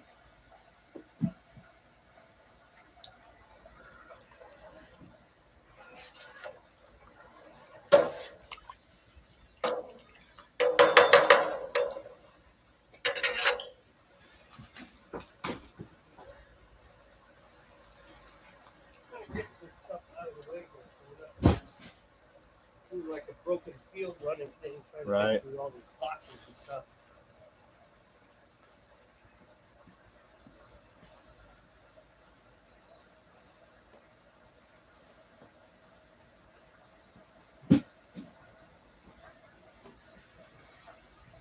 You guys need eggs? I don't know. I You don't want know. to take 18 eggs anyways? I mean, I can. I don't know if she bought it. I don't think she bought it today. So. You just want to get rid of them? Yeah, I'm like free. Oh. Have some eggs. I mean, sure. Cool. If it'll help you out, then sure. Well, because I need room. Because the fridge where the eggs usually live now has a keg of beer in it. True.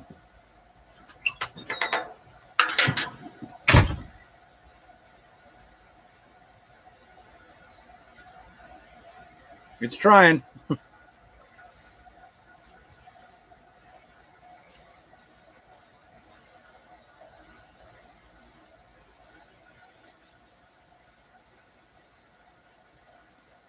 Try to stabilize the heat a little bit because I don't want to have a boil over. I don't quite know what happens, but if you have too aggressive of a boil and you put your hops in there, it just kind of something with the hops just reacts with what's going on in there.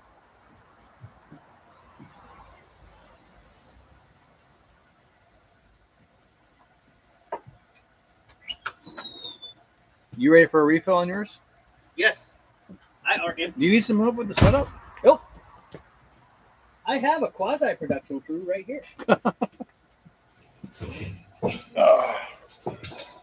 right, Timo, what we need to do, actually, get some small rocks. They don't have to be big rocks. You got a ton of rocks. There's one right there. We don't need a whole lot of paper towel now, just enough to. We just need enough paper towel to hold the stuff. You know what I mean? I know. Dude, the beer's getting warm. Those are perfect, dude. Nice.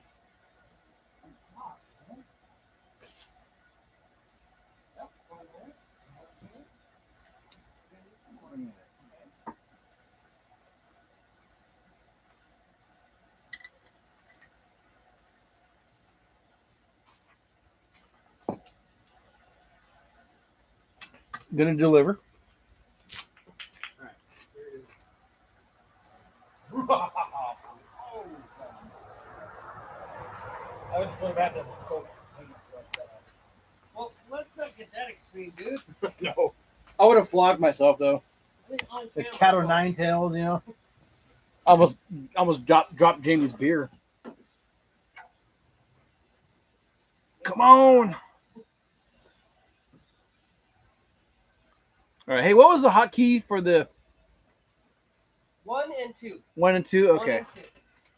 Because I'm going to kill the hot cam and put it back on regular cam. All right. And empty chairs. You get to see empty chairs. Very entertaining. Okay.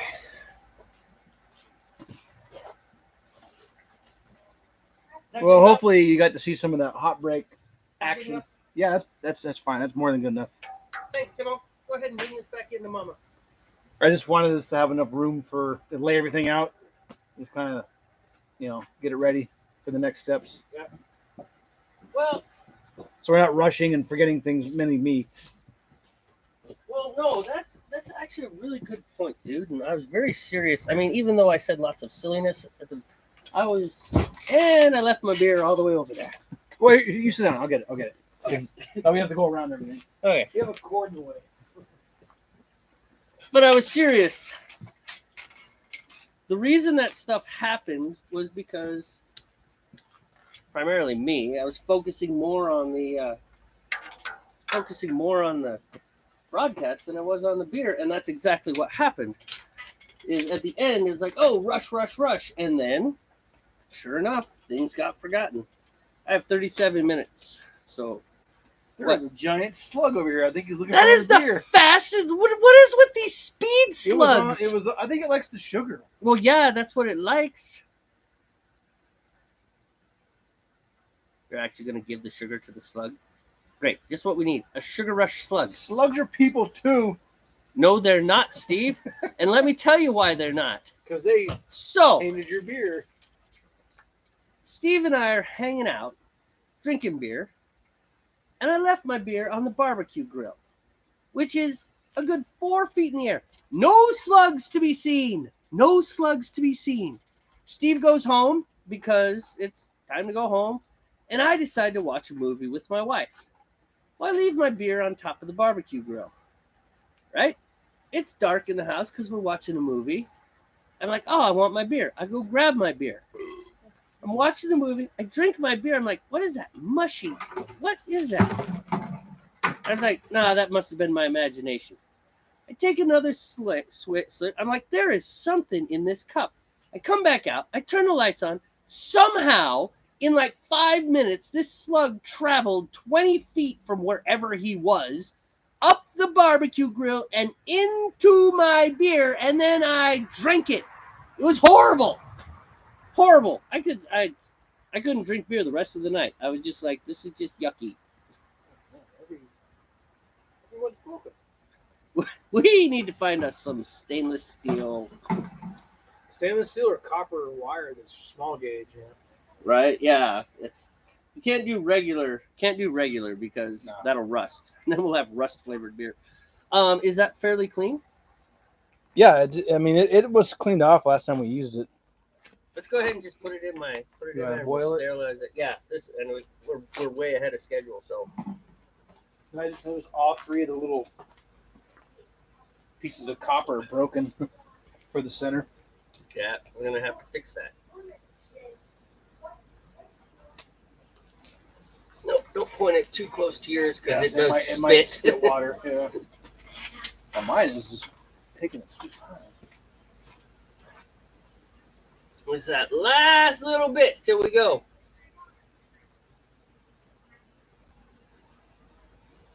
So yeah, anyways, slug in my beer. I drank the beer. It was revolting. Not a good experience. So the moral of the story is, number 1, slugs move a lot faster than you think they do. And number 2, don't leave your beer outside when you're watching a movie with your wife and you have slugs where you live. Yep, that's the moral of the story. End of story. I've still got 34 minutes until we're done. And Steve has left, so it's time for Jamey Alone, the the part of the show where Jamey is alone.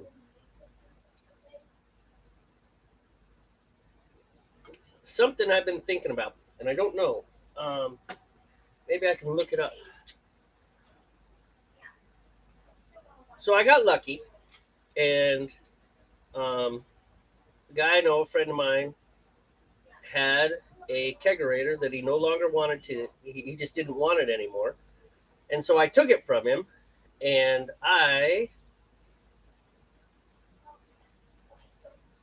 What? there's off-camera actions happening that are distracting. Anyway, so I took the camera from him. Sure enough, man, that slug is going for that sugar. You have made him that slug is now your friend. You're gonna wake up like, or like get ready for work or something. Anyways, you're gonna look on your window and he's just gonna be there like, you're like, what? Why is this slug here? That ought to get you to boiling. It's like, man, this is like taking sweet time. So we know, you and I know, that the primary fermentation, so the first 10 days to 2 weeks, temperature is actually, it has an effect. It really does. For a lot of yeast, if you brew at the higher end of their range. So for example, the yeast that I'm using, it has a range from 60 degrees to 72 degrees. So I have my kegerator set up to sit at 62 degrees. So it's 60 to 72 is the range where my yeast likes to live. So I got mine set up for 62. So I'm going to brew this beer. Sorry, you might want to boost your heat a little bit. Oh, yeah, I don't even have a boil anymore, do I? No, the coil's sucking all your heat, man. Yep, I know. That's okay. We'll get it back. We'll get it back. Okay. So well, anyway, so we know that the temperature of the fermentation process impacts the flavor of the beer, and not necessarily good or bad, just different. So, for example, if you want more fruity esters like banana beers and apple beers and things like that, a lot of times you choose your yeast appropriately, and then you brew at the top end of the range. So if your yeast prefers to be in the 60 to 72 range, maybe you'll set up your temperature controlled environment to keep it at 70 degrees. Right. Whereas generally speaking, more on the malty side of things, the lower ranges, they let out less esters and less phenols if they're down in the cooler end of their range. Of course, you can go too cold and then they just go to sleep. They just stop. It's just like, okay, we're done. You go too hot and then they all die. And that actually can ruin your beer. And that's where it's pumpkin and green apple and Barnyard, which still have not figured out what that tastes like. What the heck a barnyard tastes like? Right. Also, wet blanket or wet horse blanket. Things that I have never tasted. I don't intend on tasting. It's not worth it. I'm just like, I hope to never taste a beer that tastes like wet blanket. I mean, I guess I know what a wet blanket tastes like, but I mean, I know what it feels like. Maybe I can surmise, I know what a wet dog smells like. Yeah, I know what a wet horse smells like because, Oh yeah, I don't have horses, but your girl's all into horses. But yeah, she has a horse. Doesn't live with us. Well, it's kind of hard to keep a horse in town. Yeah. Brandy, my wife, Brandy, she wants a duck. 2 ducks. Yes, quack ducks. I guess. Love little baby ducks, hold pickup trucks, and walks in the rain. Apparently, they're authorized in the city limit. What sort of chickens? Yeah, she said the same thing. She said we should get some chickens too. Roosters. I was like, and I don't know about Oak Harbor. Oak Harbor might allow roosters. Actually, I think they're not allowed in the city. It's because they make a lot of noise. These guys go off. My roosters, I've got 2 of them. 2 in the morning. One of the neighbors has a rooster because I heard that thing go off in the morning. Doesn't bother me, but I feel bad for the neighbors that live next to it, though. Well, it depends on how much that stuff does bother you. Like that kind of stuff doesn't bother me at all. I could be living in town, and a rooster could be just going nuts, and I'd be like, yeah, whatever. It's a rooster. That just pisses them over the place.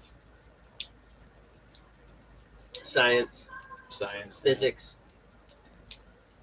All that trip. Well, you guys are aggressive. Yeah, I know. We went from rolling to roiling. I'm working on it here. Working on it. Got to stabilize. I can't spin this dial too much that it'll go out. That's what we need. Now that we have pot cam, now we need flame cam, which Flame cam. doesn't necessarily need to be broadcast. It just needs to be on a monitor somewhere so I can see it. I have no idea. It's like, is the flame still on? I think it is. I don't even have any surface activity yet. Like a little, you know. But your Not phone, very. your Yeah, phone is foaming. getting It's getting thicker. close. Yeah, the foam is definitely thickening up.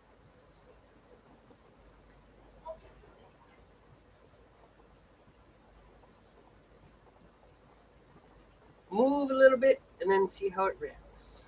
Move a little I know bit. it's either like extreme left, extreme right, and then trying to find that middle. Left or right on the knob is what Yeah. I mean. Not That's pretty not good. political stuff. Right.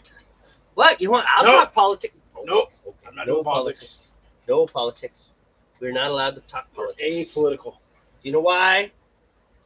because they're so polarizing. Because we are not mature enough to talk politics. And I don't mean we, me and you. I mean we, Right. the human world. race at this point. It's not even America. You know, so that brief politicking. Right So we're there. talking politics now. Yeah, but no. No, we're talking human condition now. Although, Oh, nice way to put it. yeah, watch me sidestep that and then move right back into politics. No, seriously, it's interesting, is it? Because I have friends in other countries, and I've been to other countries, both with the Navy and as a civilian visiting. Right. And then just talking with people from other countries and being willing to engage them on any subject. It's like, no, we don't have to talk about the weather. Let's talk about Chancellor Merkel. I'll talk about her. I don't know much about her, but tell me what you think. Ooh, you don't like her. Tell me why.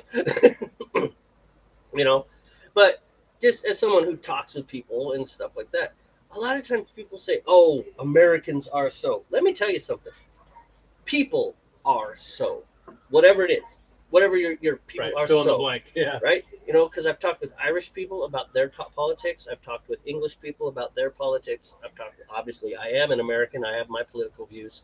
You know, Germans, but not so much Spaniards. I don't know any Spaniards. Interesting. Jews, I know Jews. I've talked with Jews about their politics. You know, Israelis, Jews, whatever you want. But yeah, really, people kind of react. People are people. It's all the same. It's like, no, I'm sorry, man. This lack of information going off half-cocked on half a story, that is not It's universal. Yeah. that is not an American speciality, man. That is all over the world. Lots of people do that, you know, and just like biting little chunks, little sound chunks, and that's the way it is. And people forming their opinions on not nearly enough information. Because I'm not gonna lie, I do the same thing. You know, sometimes I just accept it. It's like, I'm gonna form this opinion. This is how I feel about it. Just gut feeling. Well, you don't have proof. You're right. I don't. I accept that. It's like, yeah, I know. I just feel like that. And there's something to be said. It's like, this is the way I feel. I think this is right. It's like, well, what? It's like, how do you get it? It's like, I just think that's right. That's how I want it to be. Which, for most of life, that's kind of it. It's like, that's how I want it to be. I want it to be this way. It's like, well, why? Because I want it to be this way. You know? If everybody wanted it to be the same way I wanted it to be, we'd make it that way. You know? And I get that you got to do a balancing act. It's like, I want to have roosters in town. I want to be able to sleep past 2 a.m. before your stupid roosters are crowing. We're going to have to find a compromise here. You can have chickens, but no roosters. I really wanted the roosters. Why? Because I don't like you, and I like the idea that you're getting woke up at 2 a.m. But seriously, you know, you find compromises. That's the whole thing. We do have a problem globally. Not crank that stuff, man. There, that'll get it there. It's like, dude, we're gonna have like an hour gap. Mm-hmm. We are. I got 24 minutes, dude. Which, on the one hand, is good. So we have lots of time to react to things. True. Hopefully, we have daylight. I got a light. Have you ever gone back and watched some of our early broadcasts where it just gets dark? It's just our faces at the end, sitting in the dark. I'm not even getting ripples. It's gonna happen, Steve. Relax. No, I know. Don't worry. Have a homebrew. Fine, I will. There you go, brother. Right here. Homebrew. I'm gonna pull the rest of the hops out, and then I'm gonna rinse my. I'm actually gonna rinse my. You want me to rinse yours too? No, not yet. I mean, Well, you have over an hour until Yeah. you need to worry about it. I'll wait till I get. But I've got going. 24 minutes. Yeah, you should buy your rinse yours. All right, so now it's time for Steve Alone. Are you not entertained? I say that a lot. You do, but hey, it works for you. It's you. It's you.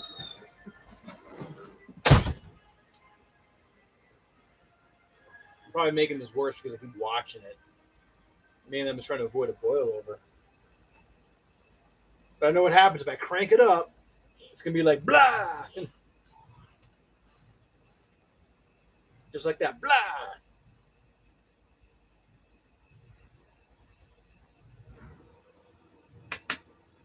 Oh, activity. There we go. Stable.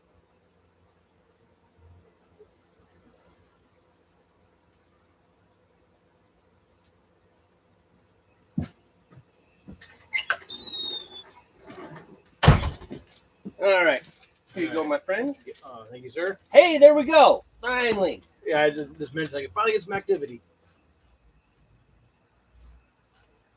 And my boil went away. Did my fire go out? Can you see? No, the fire's good. Still there. I was gonna go rinse my carboy, but then my boil kind of petered out.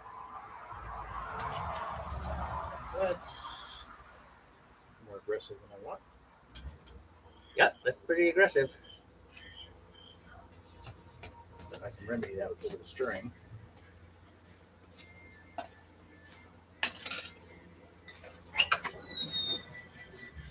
Do you have time for a honeybee rescue? A honeybee rescue. Yeah, there's a honeybee trapped in the bathroom. Yeah, I can watch yourself once I get my. I think that'll be good.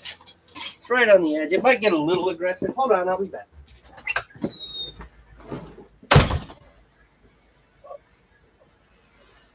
There it is.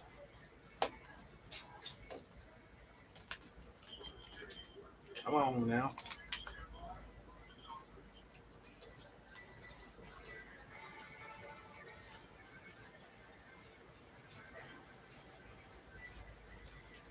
Yeah, do this carefully because if you just kind of dump them all in, you definitely increase that risk of the boil over.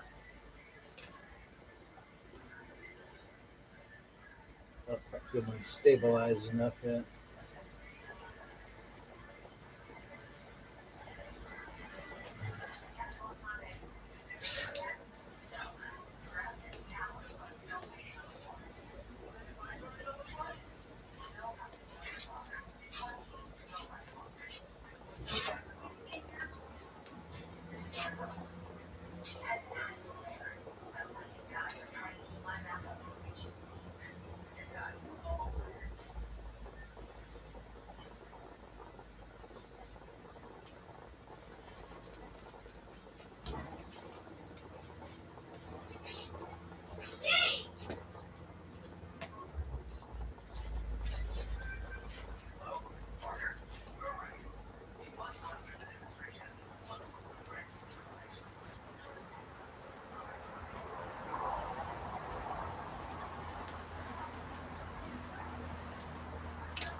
Woo! Almost dropped that in there. That was dumb.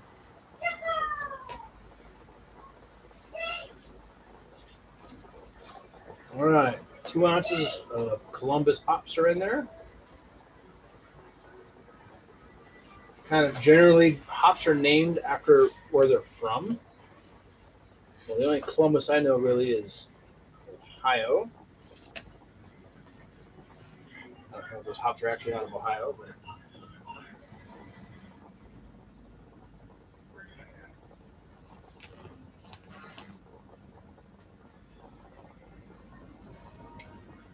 But like East Kent Goldings are from Kent, England.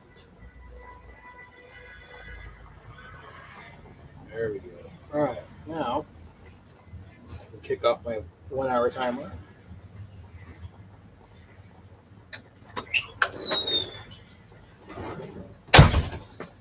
And we're free. Thank you. You're welcome. Light aggression on your boil. There we go. All right.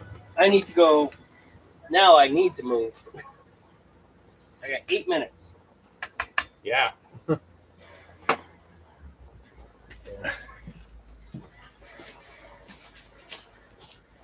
Yours is backwards. Why is your knob backwards? It's yours, dude. Oh, that's right. It was mine, wasn't it? Everything I own comes from you. No, this brew kettle's yours. You bought your own kegs, your own kegerator, Okay. and now you have your own carbo even. I'm not giving the other stuff back.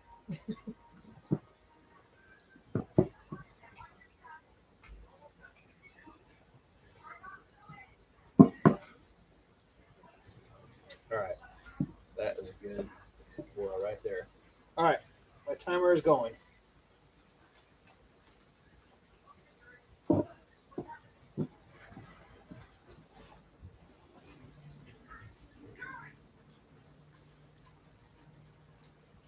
Yours looks good.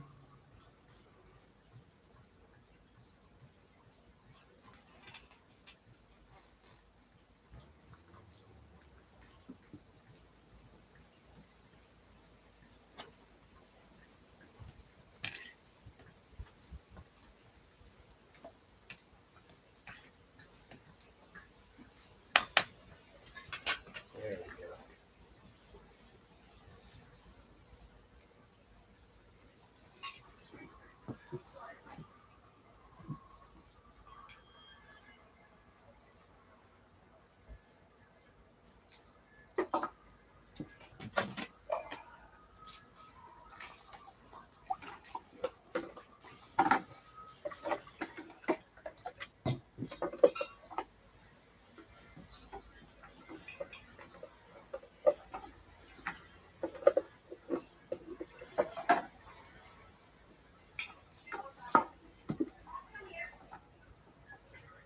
All right. Well, hey, Nathan, if you're still with us, it's organized crunch time. We're going to be off and on the camera here, so I want to help Jamey out because he got kind of behind on time.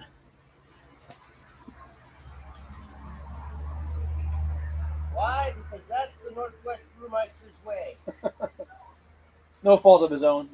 It happens that way. So right now he's getting his carboy rinsed out, if you can even hear me. And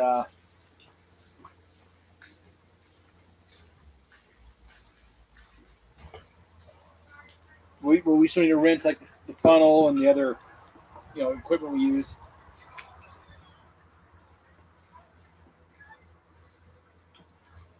Here, want me to do a snipper on that?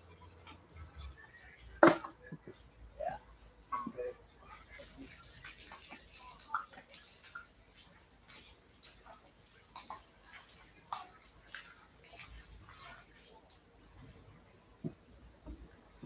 Okay, check that. Let's see. No, I don't smell any bleach. I think it's just lots of water helps. Just Yeah. use lots of water. Wow. That slug is getting brave.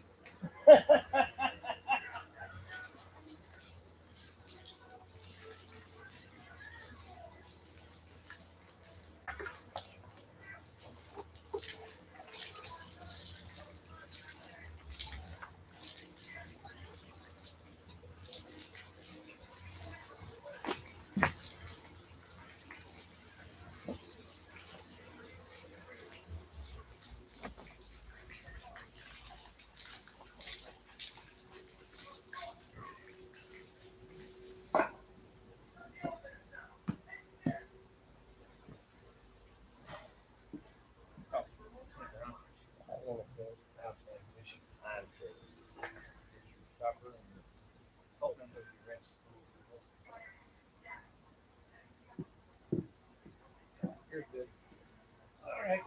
go check my phone and see what. Yeah, I was gonna do that. Check your time.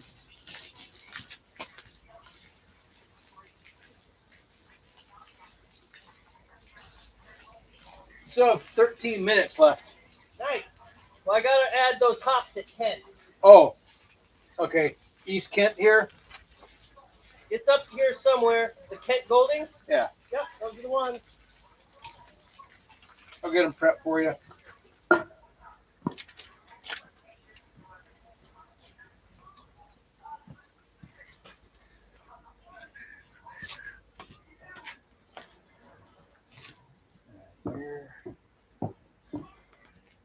Man, I don't know what happened with your.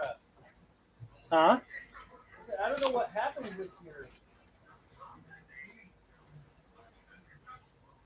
with your boil. Why it took so long to get there? I don't know. Maybe I was messing with the. Maybe I was messing with the temperature too much. You're in a bad spot, Slug. You're gonna get squished.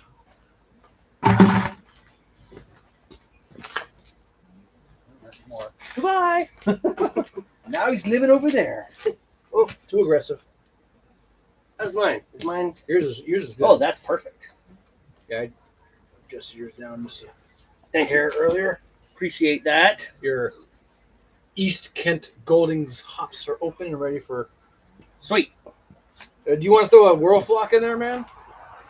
It Um, would have been done in 15 minutes. Yeah, go ahead. As well. Whirl flock is some kind of tablet that'll help clarify the beer later. All it does is the yeast and the other particulates, it makes them clump together and sink to the bottom. That way, when you siphon it out, you don't siphon out all the particulates that are floating or suspended in the brew. You know. When does it work? Does it work during the cold break? Does it work during fermentation? Does it work throughout? Do you know? I didn't even know the correct answer to that. Me neither. You know, the other question that I was going to have is, I wonder how important the temperature is for secondary fermentation, I think you want to maintain the same level. right?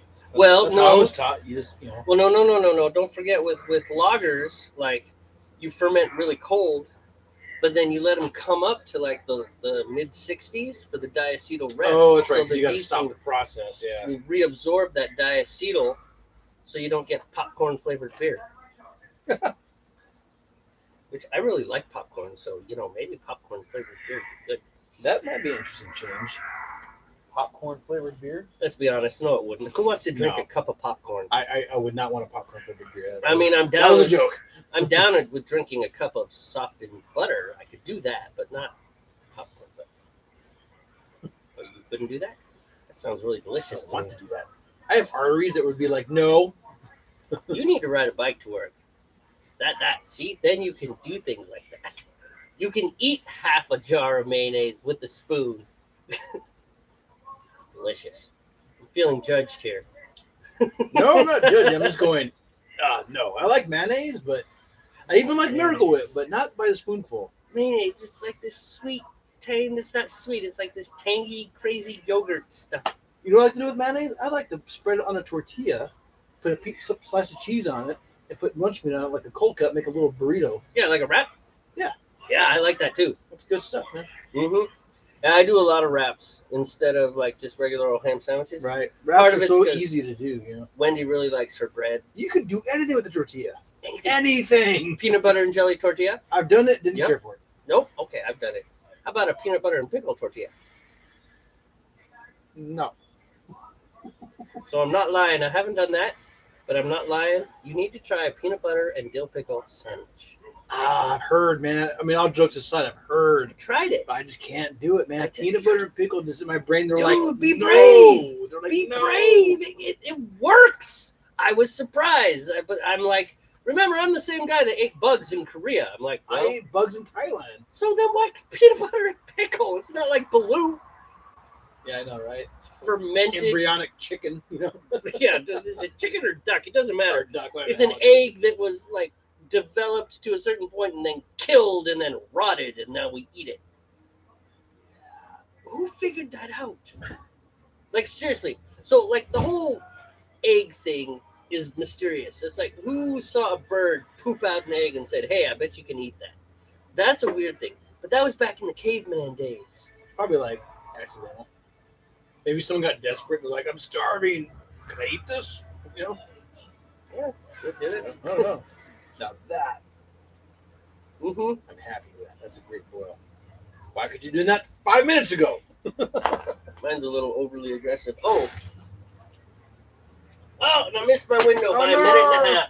Oh, That's all right. It'll be fine. It'll be fine. That will be just fine. All right. So what do I have left?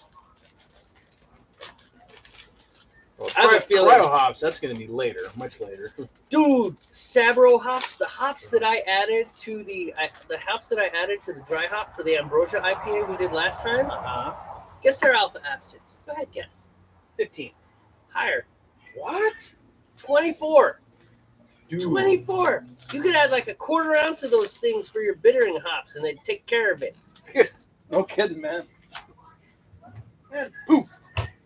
Bitter. All sweetness Instant gone. bitter. I gotta look at my schedule, my hop schedule, because I have a big one. You do, and yours goes 15. What? So Yours it's 15, 5, 10, something like that. Yeah, 60, 15, 10, 5. All right, I'm gonna go over here and figure out some sort of. Where's my centennial? Here's centennial. Where are you? You're centennial. Okay. Oh look, we still have the antifreeze cooler. We can put the Oh yeah. put the antifreeze down.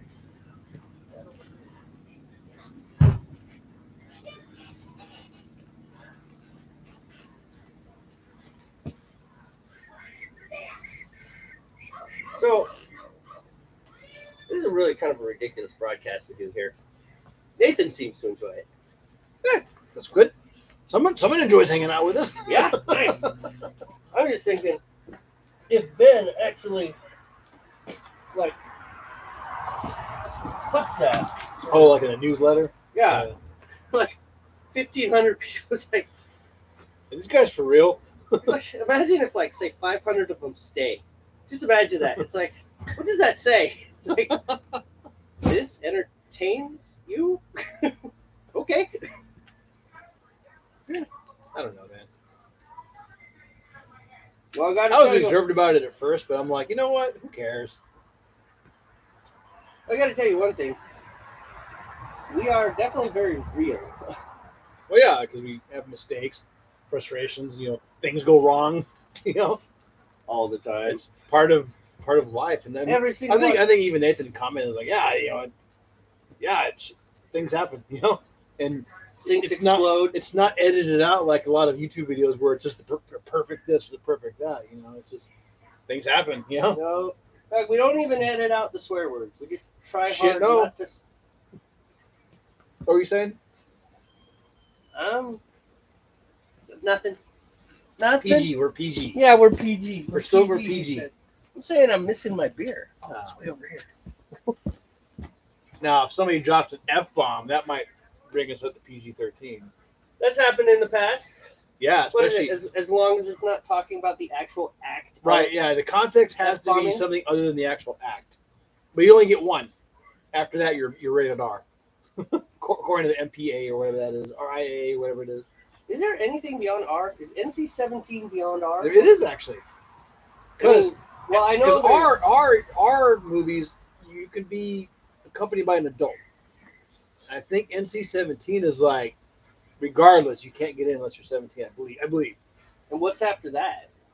X-rated? I mean, yeah, but No, really, X-rated. those are like usually porn. Yeah.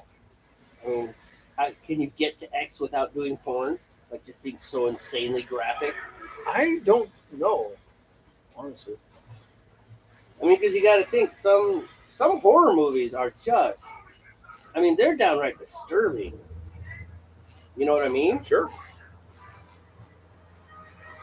And yet they're usually R is what you get. I guess it's like you're an adult now. You can decide whether you want to see Right. this or not. G is, like adults don't have to worry. You don't have to worry. You can let your kids watch this. You know, PG is like, oh, you know, might have some, it might have a moment that kids don't understand. You know. Yeah. But anybody over like 10 is probably gonna be fine in a PG movie. You know, I mean, as far as understanding what's going on, good situation. You know. So what's stricter, PG or PG-13? PG-13. PG-13 is More stricter. strict, yeah.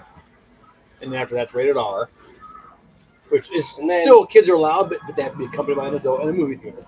And then NC-17. Yeah, I'm pretty sure with NC-17, even with an adult, it's just like, how old's that kid? 15. Nope.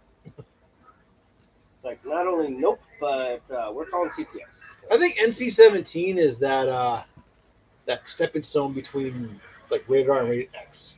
Like Showgirls and Basic Instinct. Weren't they Well, no, NC-17? No, I think they were all rated R then. They should have been Basic NC-17. Instinct. Oh, that movie, man. That was a interesting movie.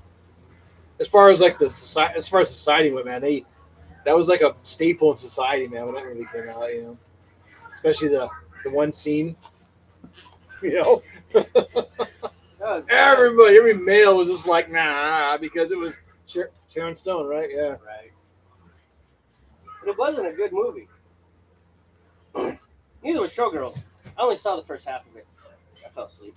I really like Showgirls because it had the one girl from Saved by the Bell, whatever her name was. I was like, ooh. We are definitely. That's what I grew up on, man. So, of course, you know. Yeah, no, I get it, but it wasn't a good movie. No, the story was lame, you know. Kind of cliche for what it was, I thought. Well, it was another one of those movies that doesn't make a lot of sense. That was the problem with Basic Instinct, is it made no sense. I believe that was based off a book, actually. I won't be reading that book either. So, well, the book is probably way better than the movie. Well, yeah. Usually the case, you know. But I think Basic Instinct was a book, though, if I remember correctly. The thing is, with both Basic Instinct and Showgirls, neither one of those movies was made with the intent of making a good movie. Those movies were pushing boundaries. How far can we go? Well, I don't think that was the case with Basic Instinct. I think it was trying to tell a thriller story. You know, it was a thriller story about a murderous. You think so? About a murderous, you know, Black Widow in a sense that would seduce men and then kill them. You know, it was a whodunit, honestly. Well, yeah, it was. It just borderline. It had a lot of explicit content, but that wasn't its purpose. So it was a thriller story. You know, it was a murder. You know, a serial killer story. Yeah. Well, yeah, I know the story. I don't know. Well, that's my take on it, but you obviously might have a different view of it, and that's fine. You're allowed to do that this time.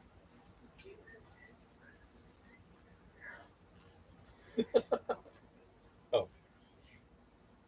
This time, he says. All right, brother. So let's throw down. I'm just kidding. What do I got? Oh, 40 seconds. 40 seconds. Well, my interpretation was that. So yeah. Well, if yours was different, then that's fine. You know. That was just kind of. I know Showgirls was very much that. It's like, how far can we push it? And, you know, there are directors that do that. I mean, it's just like, how far can we push it before they, you know, slap us down and say, right, you can't do that. You can't do that. All right.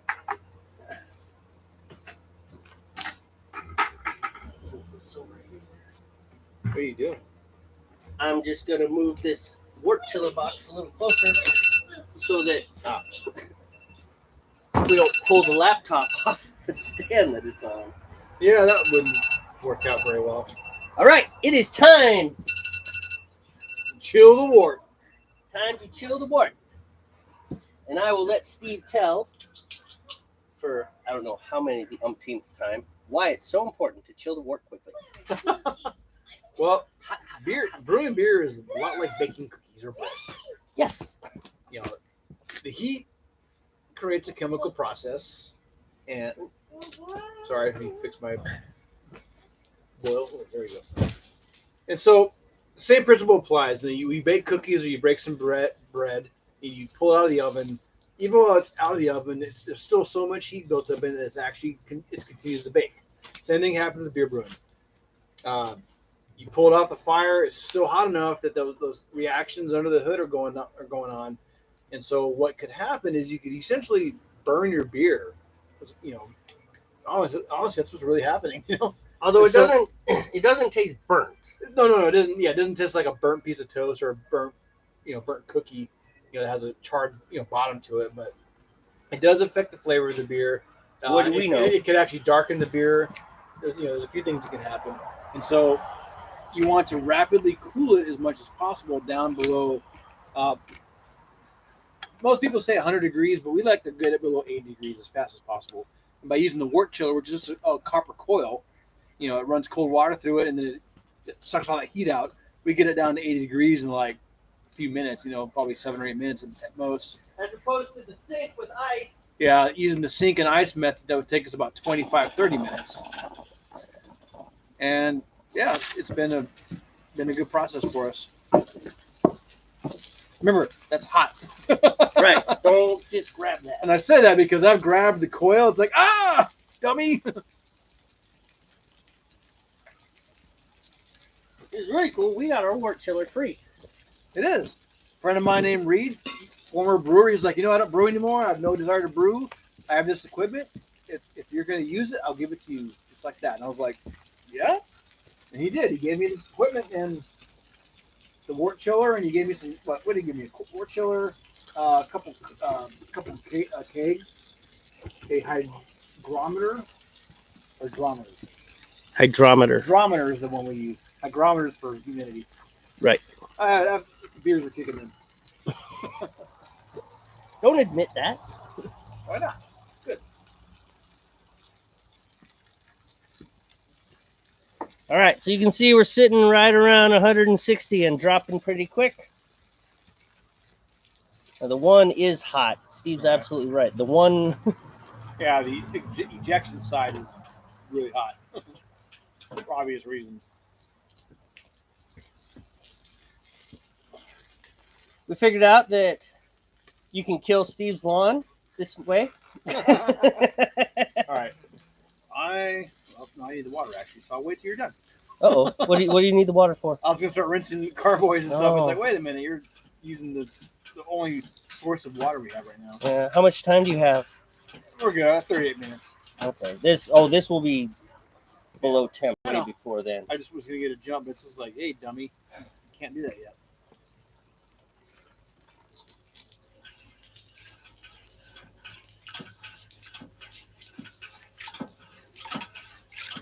So will you agitate a little bit? Is safety wire stainless steel? Say again? Safety wire. No, you got to make sure you get stainless steel safety wire. It has to say stainless on it. I don't think it is, man. You look into it. It might be. Well, I'm curious because it's used on aircraft, and a lot of times you nuts and bolts it where safety wire were aluminum, and steel and aluminum are just similar metals. Right. So it makes you wonder if actual stainless steel safety wire we use is stainless steel. Possible. Oh, because I can get it to work. That's why I was asking. I know. No. I know exactly where you're going with this. So just try to fix that crap right there, man. Because I can get some 41,000, which is thick like that. So. You should check into it. I mean, I'm sure there are specs on it. I'll look at it. Everything has a mill spec, dude. As you know, the spool is impossible to read after the day it's required. Yeah. Well. Oh, what does that say? I have no idea. Go by size. I mean, I could always get a dial counter and be like, "Yep, it's 41,000." I know what 41,000 looks like. I can also get 47,000 too. That's some pretty thick stuff. You're telling me you can tell the difference between 41 and 47? Quick, slap your neck before the mosquito bites you. Okay, you're good. That was weird. I know it's weird. I just saw it land on your neck. I was like, get it! Whack! Ow! You didn't have to hurt yourself. Yes, I can tell the difference. I suppose if you've seen it enough. Yeah. I long ago stopped relying on my calibrated eye. Long ago. So there's a second part, which is called the cold break, which is supposed to happen here. And I don't think we get to see it quite as well because we agitate, because we move the chiller inside Right. there with the intent of getting. Kind of rapidly cool. Oh, you know what we didn't do? Oh, well, we put them in the water. The water. I need water. my pre-fill water. All right. All right. Oh, too much aggression. Okay, do you have time to go get it, or should I go get No, it I while can this get is? it. All right, I'm at 90, so I'm getting close. Yeah, I'll get you one. After that, we're gonna switch places. Yep, nope, I got it. I got you.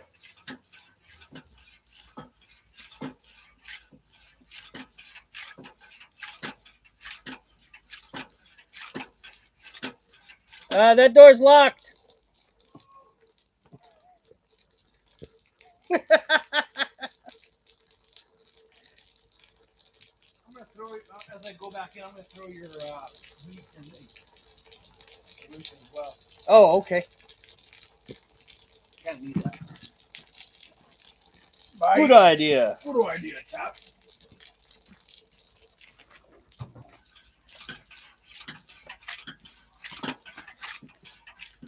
Sky bomb. Woo!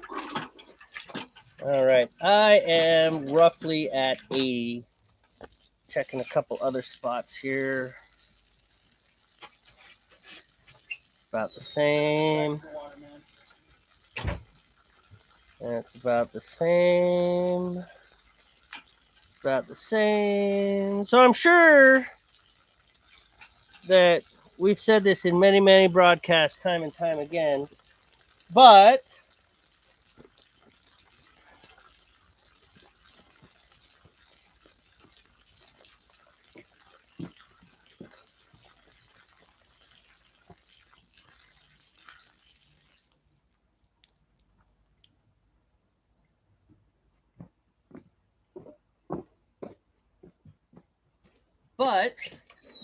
if you pitch your yeast above 80, you can All right. Here's possibly kill it, and at the very least, you're gonna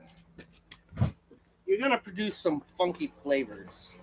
All right, go ahead, take the water. I don't know if you want to rinse the. Tell you what, let that sit for a minute. I'll undo that. You fire it up, and I'll rinse the thing off, and I'll throw it in the bucket. Yes? No? Oh, that thing. Yeah. Talking about the wort chiller. Yeah. All right. All right. You go control the water. I will control the water. Okay. Give me a minute. Wait, did you just turn the water on? That was over here.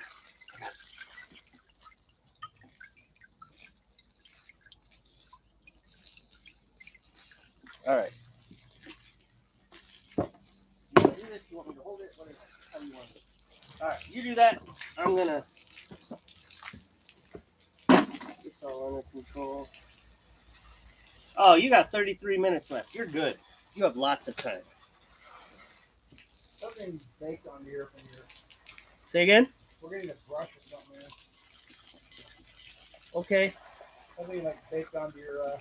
Yeah, I see that very top. You got some scum baked on there.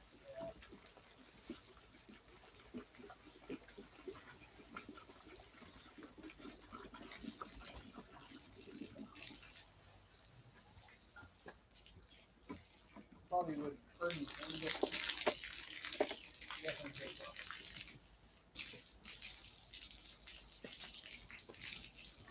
Well, for the time being, I'm gonna put it in the bucket.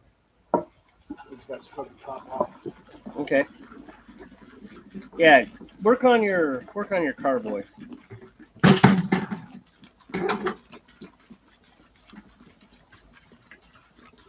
Carboy.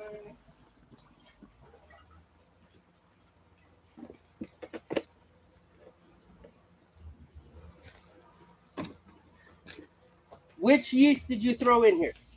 Yours. Okay, 1028 is mine. You are 1056. Okay.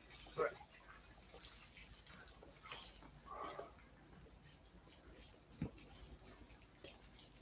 All right, let's go ahead and move you over here.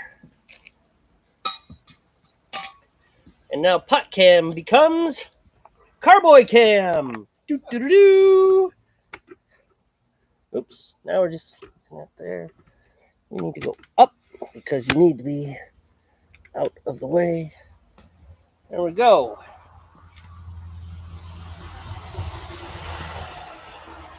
And so you don't necessarily need this strainer thing. We like it. We had a couple of beers that were really sludgy. I once made a Space Dust clone, and there's literally, I lost half a gallon of beer just in the amount of space that all the sludge took up in the bottom of the carboy. It was not ideal. So we use this. I like it, at least. We sterilize it, of course, but it helps to strain out a lot of the gunkies.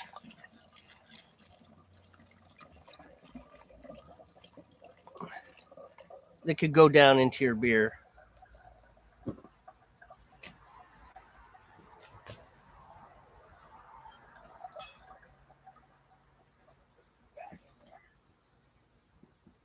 As you can see, there's a lot of gunkies. Gunkies. It's a very technical term.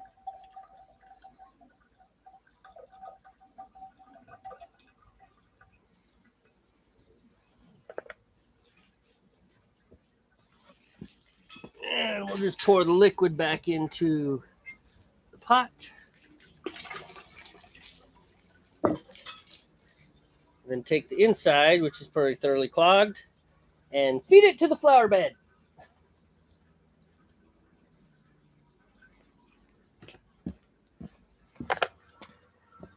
And repeat the process.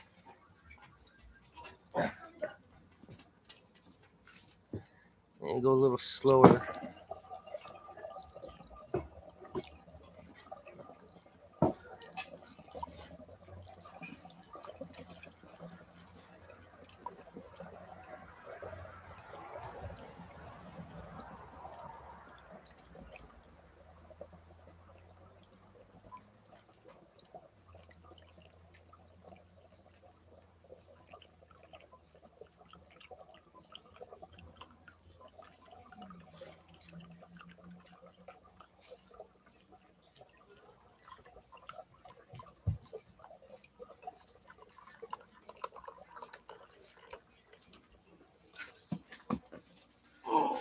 Give that a minute.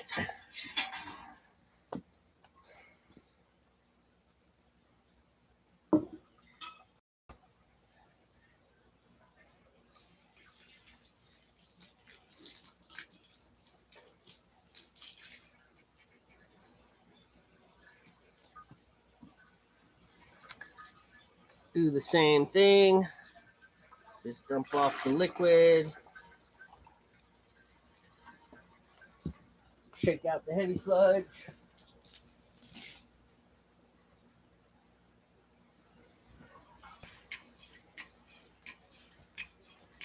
We should totally do this at my house during the winter, Steve, because it would show all our loyal viewers how tough we are.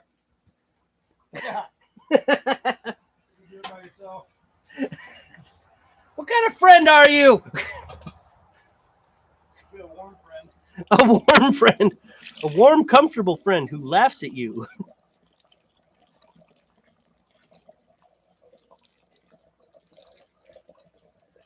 Nope, when winter comes, we will be back at Steve's house.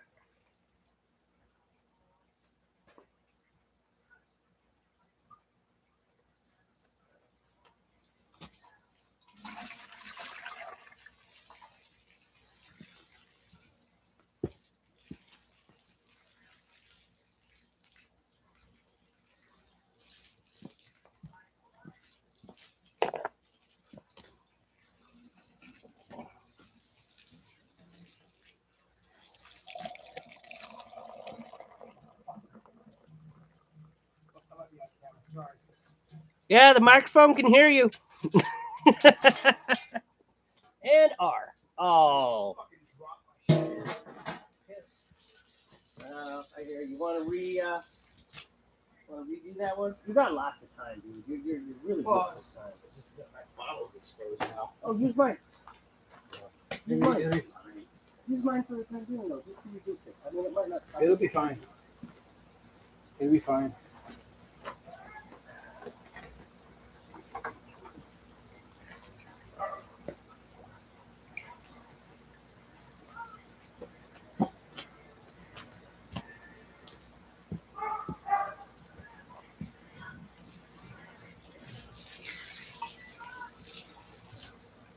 "23 minutes, brother."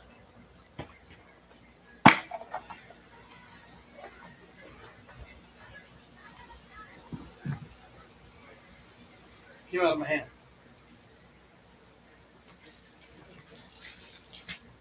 "23 minutes, though.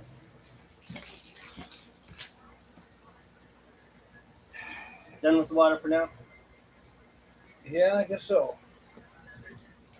I got about 5 minutes and re-rinse my shit again.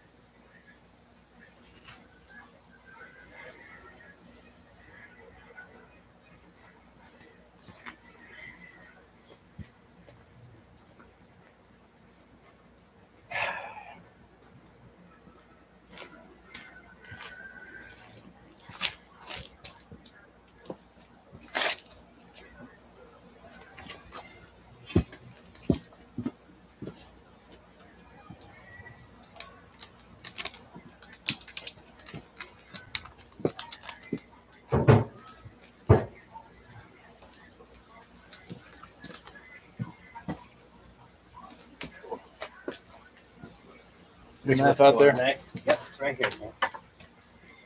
Beautiful. Let me move my pot so you don't trip over it.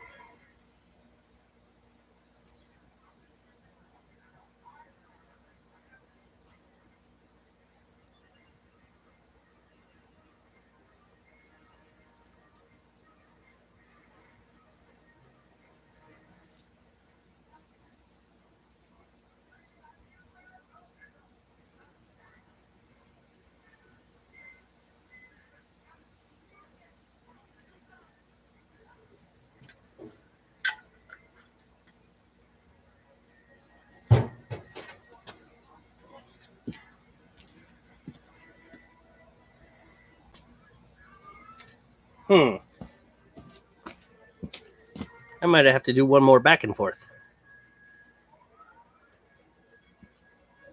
Definitely gonna have to do one more back and forth.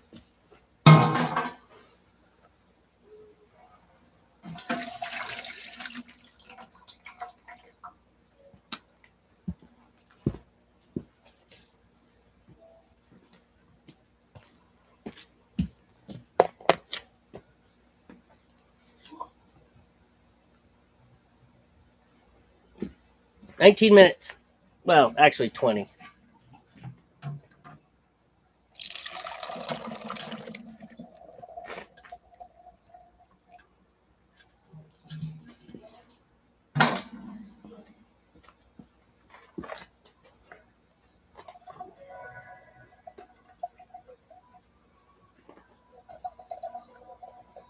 So is there like a brush or something we can use to clean off this sludge?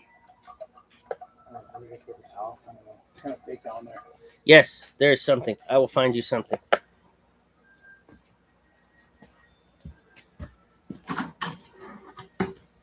On this, right? I'll be right back.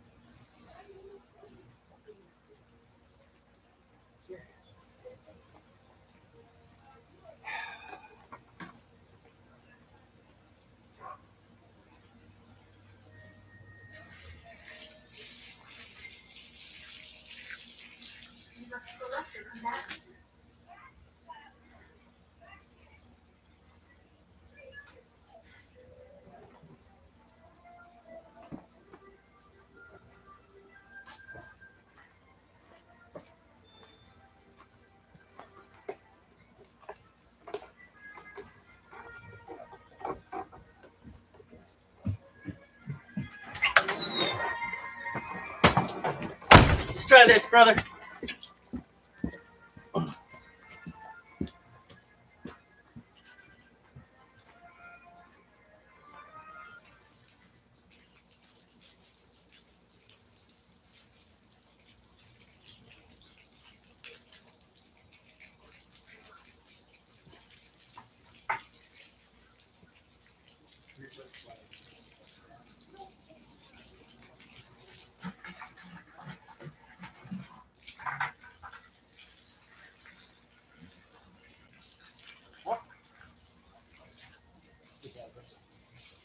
We'll give you on the bottom from the last batch. You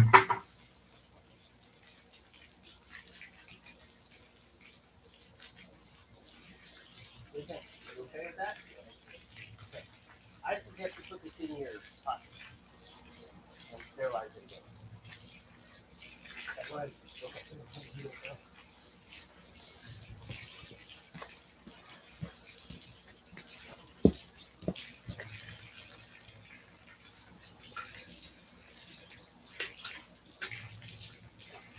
And now we will return pot cam to pot cam.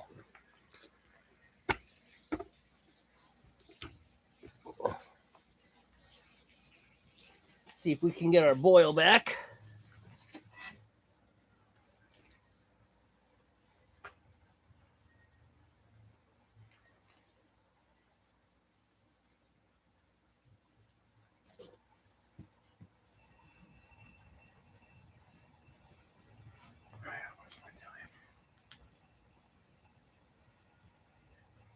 Shit, man. Oh, how late? 20 seconds or so. Oh, you'll be all right. I was 1 minute and 30 seconds late on mine. Principle. Okay. Principle is a big thing for me. Roll flock. Now I got 5 minutes on my next one. All right.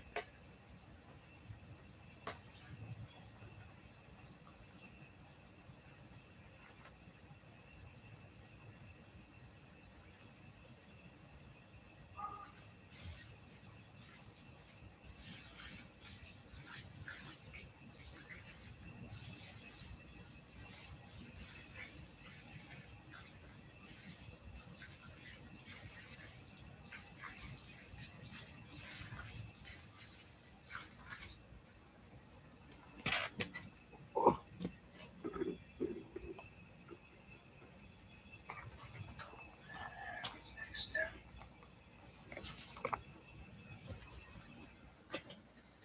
Centennial and then Cascade.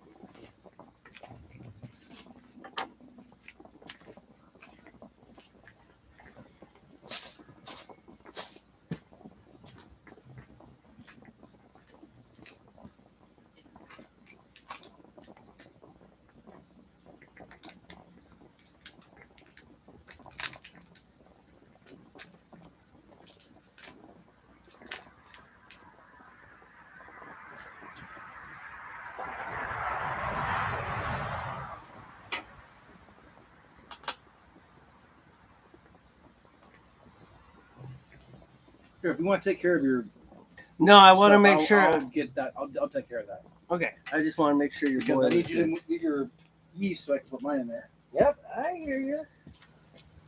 So I'll monitor that stuff. Okay, you're good. If you're in a position to monitor, then I can move on to the other thing. That's fine. I just want to make sure yours was good to go before I moved on to mine.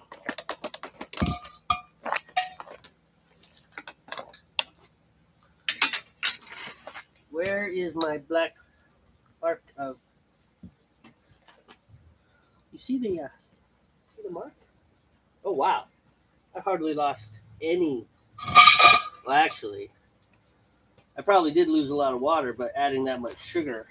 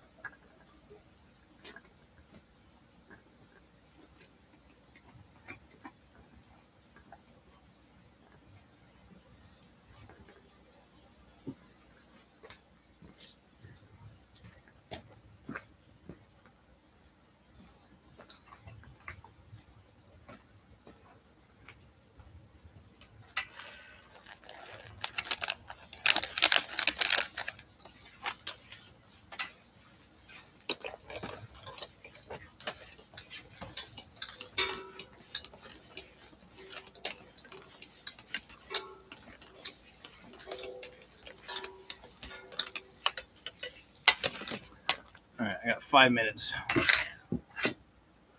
5 minutes on your next one. Yeah, I need my water.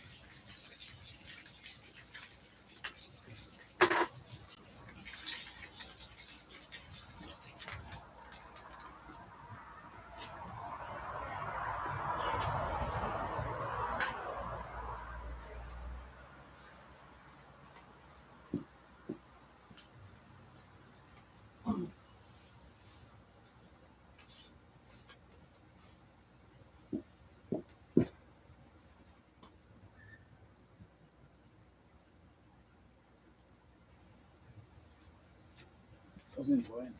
Right. Well, I should say. I guess that doesn't matter. The nice thing about chilling to 80 degrees, you don't have to worry if this water's super cold. All right.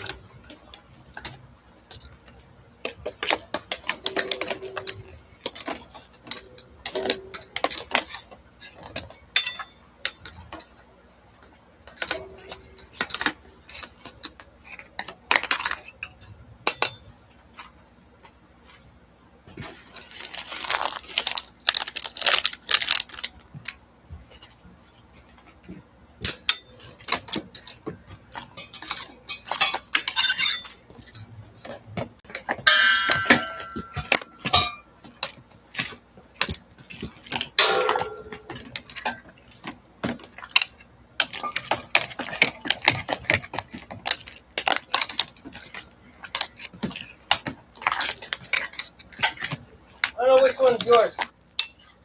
Mine's on the left. That's yours.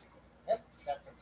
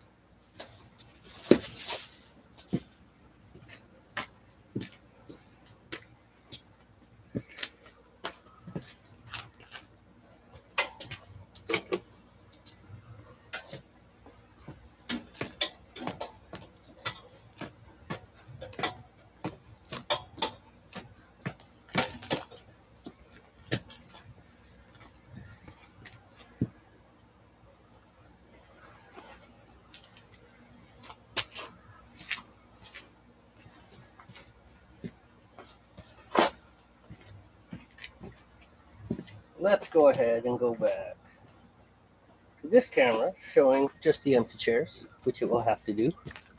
Get that out of the way. And we can move more easily.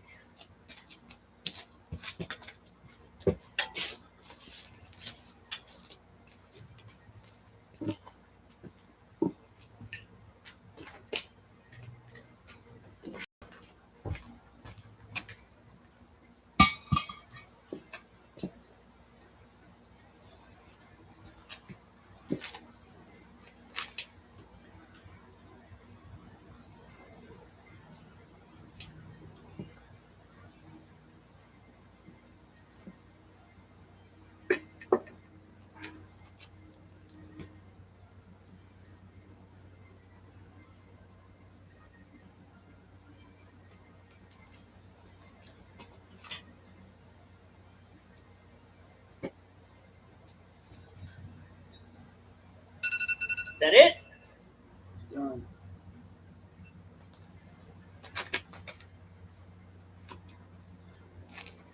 Move super quick. Welder hands. Welder hands.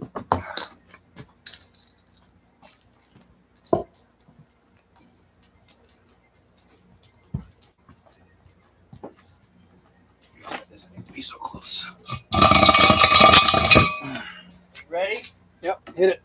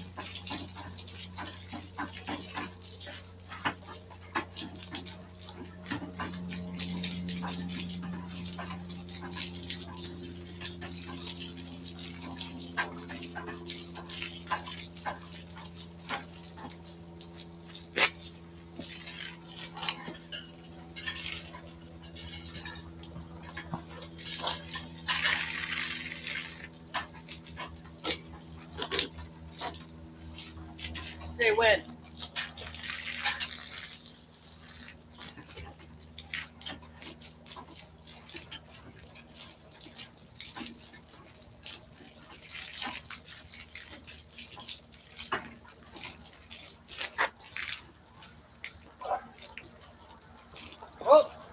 getting old.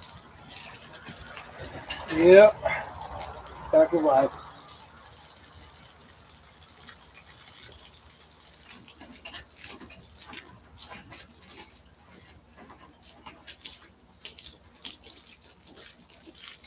All right, it's below you. You can kill it.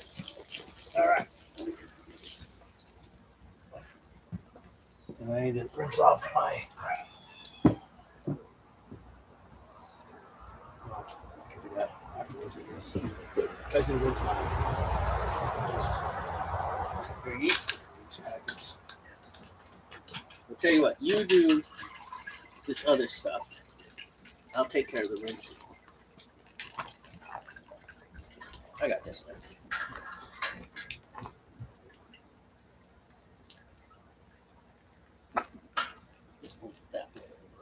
I got it. Seriously, I got it.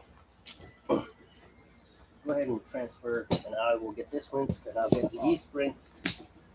Oh, okay. I'll get you transfer your wort into the carboy. I take care of the rinsing. All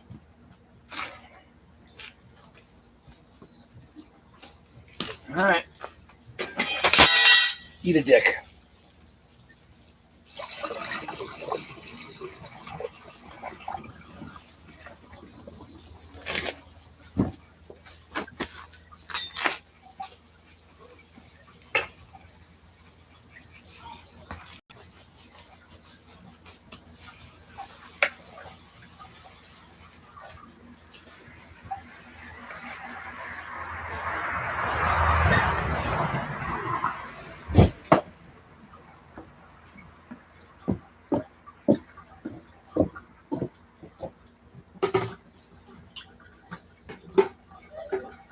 All right.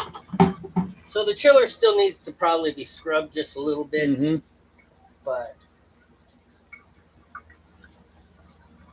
it is generally rinsed. That's fine.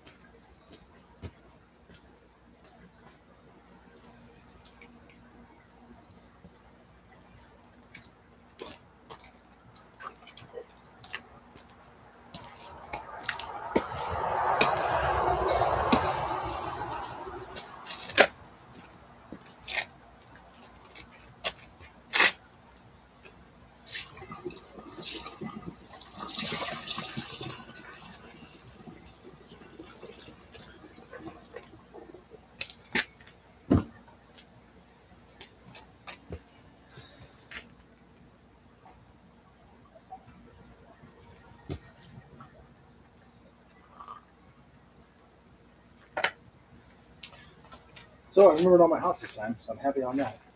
Dude, despite a little bit of stress frustration, actually at this point, you are right on. Got it chilled in time. All the hops went in. You remembered the word of the flock. The yeast packets were sterilized and rinsed. Put them over there. Yeah, thank you for taking care of that.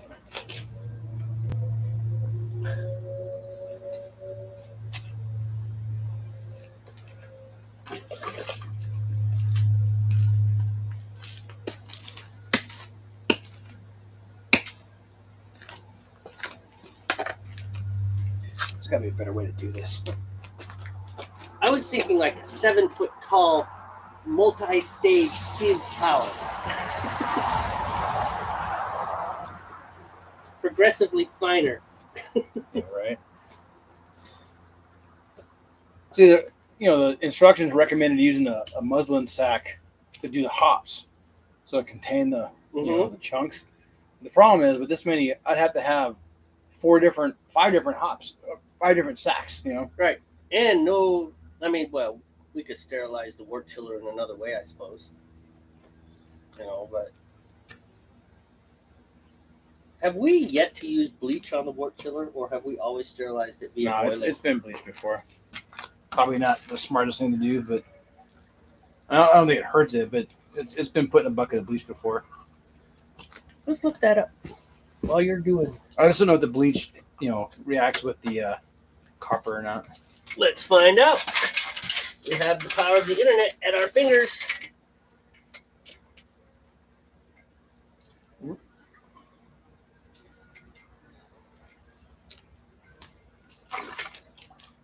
right. Does bleach react with copper? Go. What does bleach do to copper?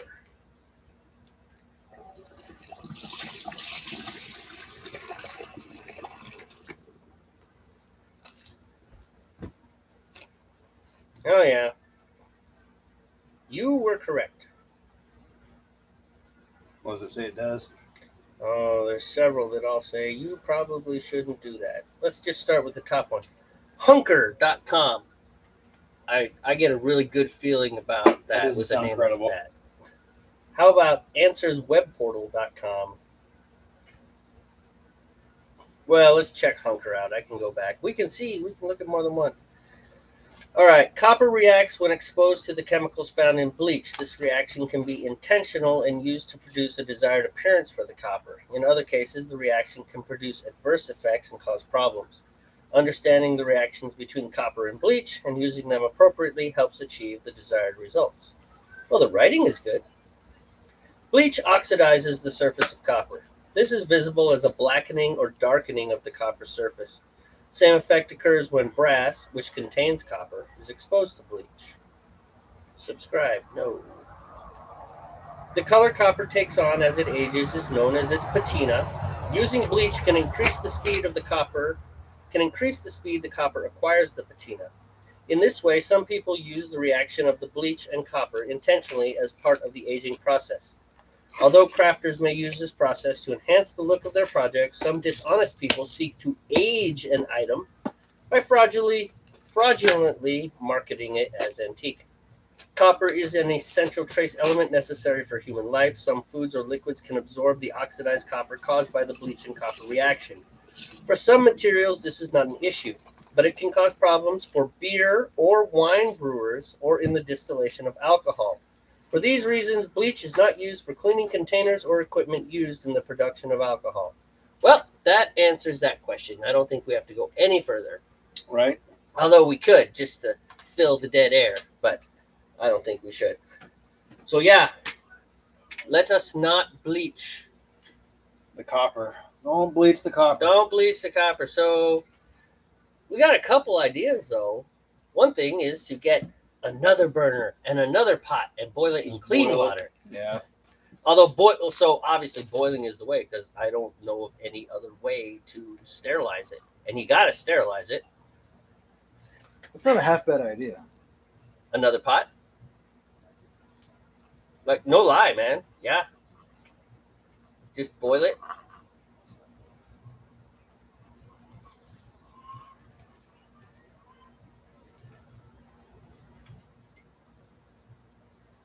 You're gonna put it right back in there after the one person's done. Yeah. Although we're going to need something. We're going to need some sort of extra burner. Right. Rinse it and throw it in there. Yeah.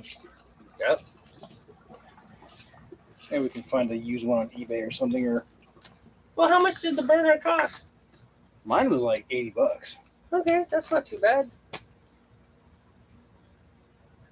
Save for it over the course of 80 months. $1 a month. $1 a month. 80 months. You realize it's like over 5 years, man. I do know, yes, that is actually. That's closer to 7 years. It is very close to 7 years. 7 years is 4 84 months shy of months. 7 years. So maybe we could accelerate it. $2 a month. Or maybe we could just not go out to dinner one night. Right. Yeah, this day and age. We went to man. Chick-fil-A on the way back from. Oh, is that the God's Chicken thing? I thought that was a pretty good joke. We stopped for God's Chicken. Good idea. Best not to run over God's Chicken in your car. That was a nice little laugh. How was it? Oh, it was good. It was Chick-fil-A. I've never had Chick-fil-A, so I don't know. Really? Really? I mean, Wow. it's got the problem now, of course, is that you can't even talk about Chick-fil-A without being worried about being controversial anymore. Yeah, I know. You mentioned Chick-fil-A, and all of a sudden, getting political. Never mind. Yep. But Anyway, we stopped at Chick-fil-A okay, on the way back. and it was good. It was tasty. And there was a point I was saying. I brought that up. What the hell was it for? $80, Oh, basically yeah. one meal. And Yeah, meal. To buy meal for my wife and children. My wife, me, and my children. It was like 60, almost $70, man. Mm-hmm. Yeah, This it's is fast food. right. I mean, geez, even McDonald's isn't that cheap.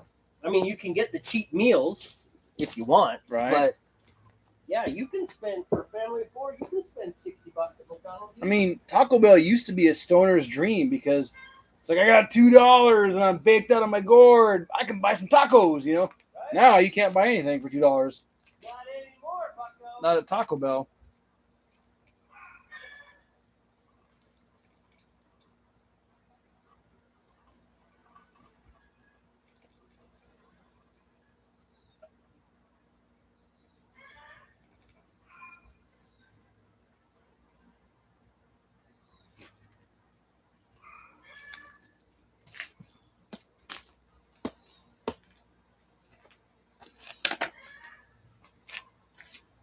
Oh, Lord.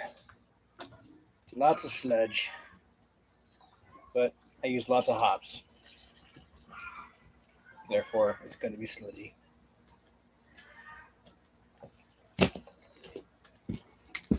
Next one should be the last pour. Hopefully. You think? Yeah, I think so. Have I told you this is a good beer? What is it again? Don't answer that. Blondale? Okay, it's good No, stuff. give me a legit answer. It's Blondale. It's it's their recipe, not mine. I forget the name. I know. Of it. I think James Blonde. I think is what That's it's right. called. Blonde, James Blonde. I do remember that. I think this was the first one I did after we started brewing back over here again. I Yep. am really sticky. Sacrifice. That's what you got. It's paying your dues. Shouldn't have to. You're right. We should just pay Budweiser to make our beer for us. Nope. It'll be yellow and fizzy, but it'll be non-sticky. No, what I mean is this another way to do this. Oh, A better way to do this. I'm sure there is. A multi-stage strainer would be one thing. Right? Big chunks, smaller chunks, finer chunks. A bigger strainer. Not strain at all. I don't know though. For me, that would have been bad. That was a lot. I would have had a lot of sludge. I'm not gonna lie, man. I mentioned while you were over there and while I was straining my stuff that, we went back and forth on it, but it was just, for me, it's worth it. All these hops, yeah, it's definitely worth it, man. To strain it, that is. Well, I mentioned that one Space Dust clone, and I lost yeah. half a gallon of beer So you just had like in 5 inches of sediment. sludge. It was just like, this is ridiculous.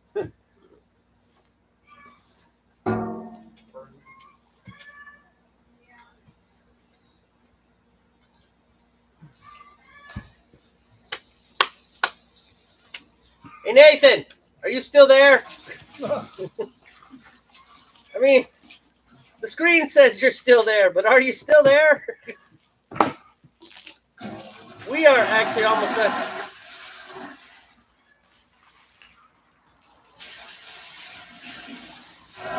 Steve's rinsing out his brew kettle. We're gonna throw his yeast in. Well, we're gonna top off to his mark, throw his yeast in, and then we're gonna be done.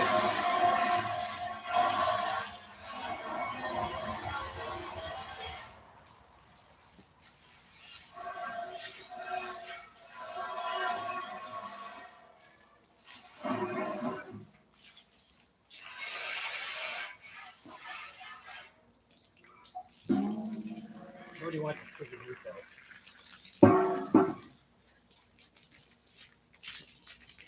Of course they can.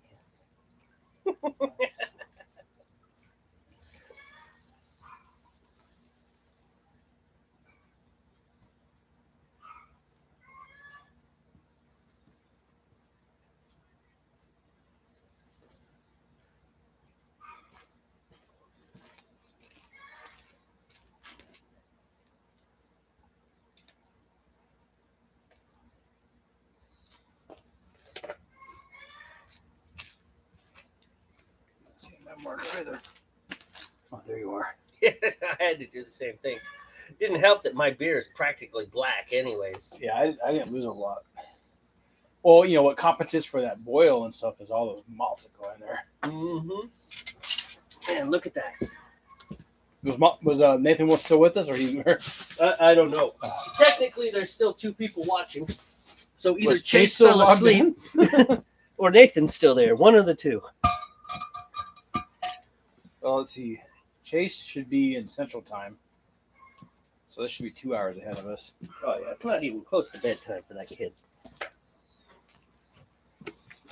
And then Nathan will obviously be Eastern Time. Let's take a look at those. Going down.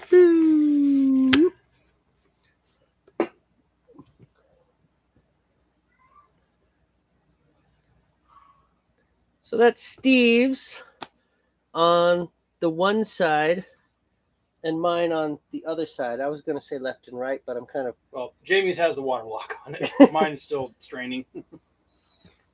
Yeah, I know. Does the camera flip them? I don't know. You know. No. I don't think it's mirrored. Oh. In any case, Still a lot of crap in there. look at Steve's. Look at all that particulate. That's still from... That's even after straining. Yeah. Strained all the sludge and stuff off of it. Still got all that crazy particulate in there. Let's see if we can get closer, mate. That's inevitable. Crazy particulate. Right, easy now. You're okay, girl. You're okay. We're just gonna get a little closer here. There we go. Take a look at that. That's all right. You'll be fine. Yeah, this is a horrible Steve Irwin impression. That's kind of cool. Of course, Like diarrhea. Of course, the thing is that nobody's going to make it to this part of the video. No, our audience probably fell asleep. Not on a replay. And then you look at mine, you've got all that stuff just settling to the bottom already. Now, it should compact a little, because I've made this one before, and it wasn't super sludgy when we were done. Not like the Space Dust clone. That one was super, super sludgy when I was done.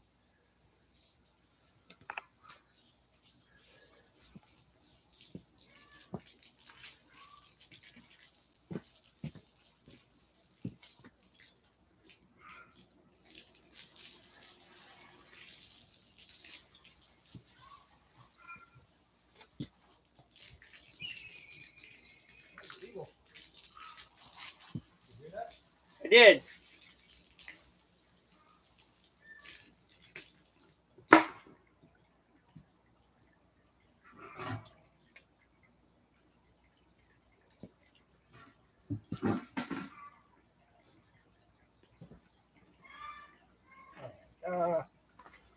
Where's my water? Over there on the bench. Oh, good. I was like, I knew it was out here.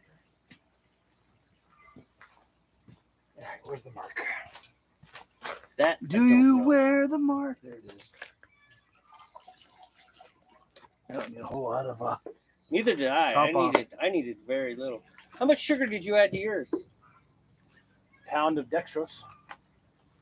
How much LME, I guess? 9.9. Yeah, same with mine. I had 10 pounds, practically 10 pounds of. Yeah, 10 pounds of LME plus a pound of dextrose. I guess So- it makes sense that we don't have a lot Yeah. of extra going in, No, y'all got compensated. In right? these cases, we probably could have brewed with 2.5 gallons of water. Right? And On you a are serious note, sitting. probably should have done that, but whatever. You are sitting right in the yeast zone. I looked up the temperature range on your yeast too. Oh, you already rinsed my yeast, right? I did. It's sitting right there. I was getting ready to rinse it, but it's like, oh, you already did that. This is another thing that we could probably devise a system for, so that our yards aren't swamps when we're done. Well, normally we don't have to use the hose to rinse stuff. Okay. Well, you've got a point there. You know, normally we just do it inside.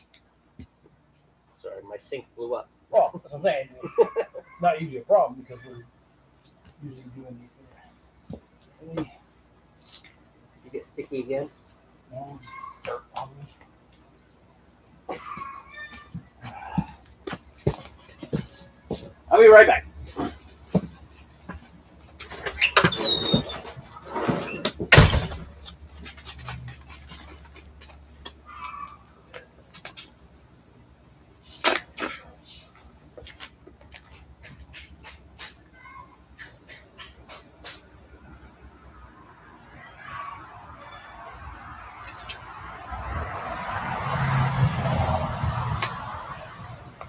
One.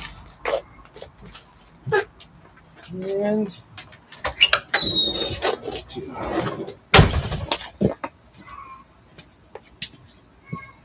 Go, little yeasty beasties. Not gonna lie, that looks really cool in there. Right. With all the, the precipitate floating around in there. Sure.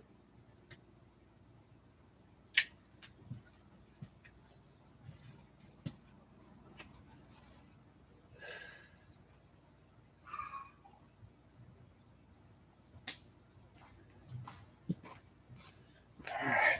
Shaky time.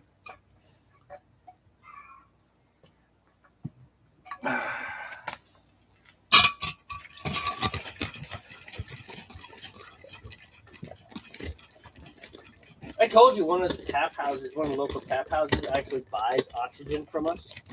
Yeah, I think you mentioned that. It just shoots it right in there.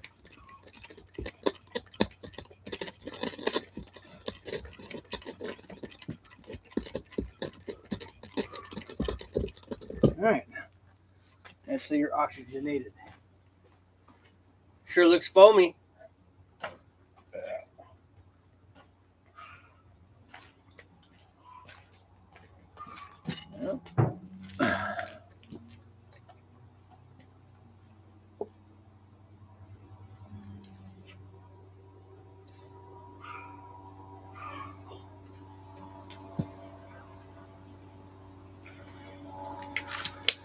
All right.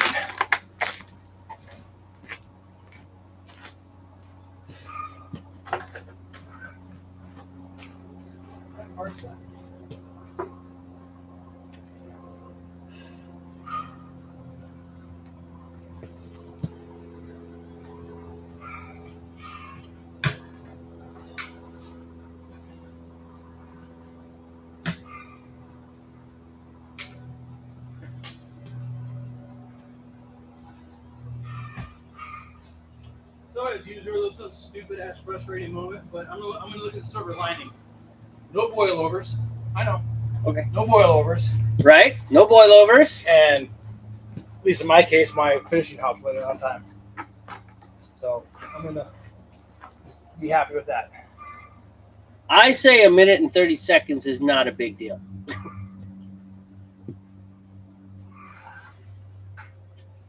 I'm happy when my finishing hops went in. I'm just referring to the fact that mine didn't go in last time, period. I know. Better late than never in this case, I think.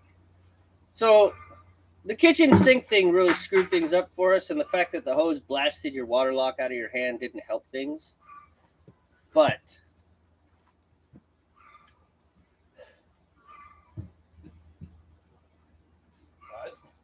Well, no lie, man. I really, like, for me personally, I really tried to prioritize making the beer over the video. Oh, I can tell. I know. I saw that. Hose is not. I mean, this kitchen sink is definitely not your fault. The hose is not your fault. I know. I lost it on my hand because I didn't grip it hard enough.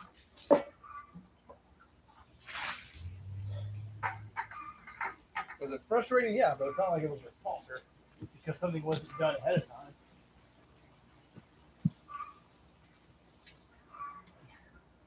Nobody can control that, you know. Nobody.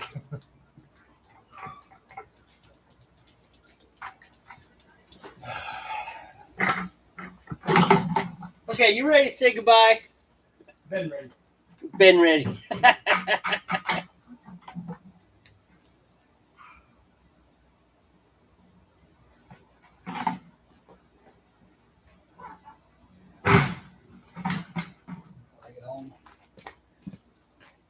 All right. This has been another exciting episode of Northwest Brewmeisters. Oh, by the way, if you look up there, I'm like out. I was a little busy. You're a little busy. That's what he says. All right. For those of you that tuned in, Nathan, Energizer Beast, and anyone Thank you. who's watching on the replay and actually makes it all the way to the end. First of all, those of you who watch on the replay and make it all to the end, you are amazing people. I'm not sure if that's amazing in a good way or not. You should probably get lives. How is that low all of a sudden? I put it up to the mark. I don't know. Did it go in the No. and my water? All right, whatever. Let's sign off and shut this off, and then we will clean up all the pieces. All right, let's make it All quick. right. Anyways, really quick. Thank you for watching. I'm Jamie. Steve, All right. goodbye. Yes. Relax. Don't worry. Have a home brew. Have a home brew. We will talk with you all later.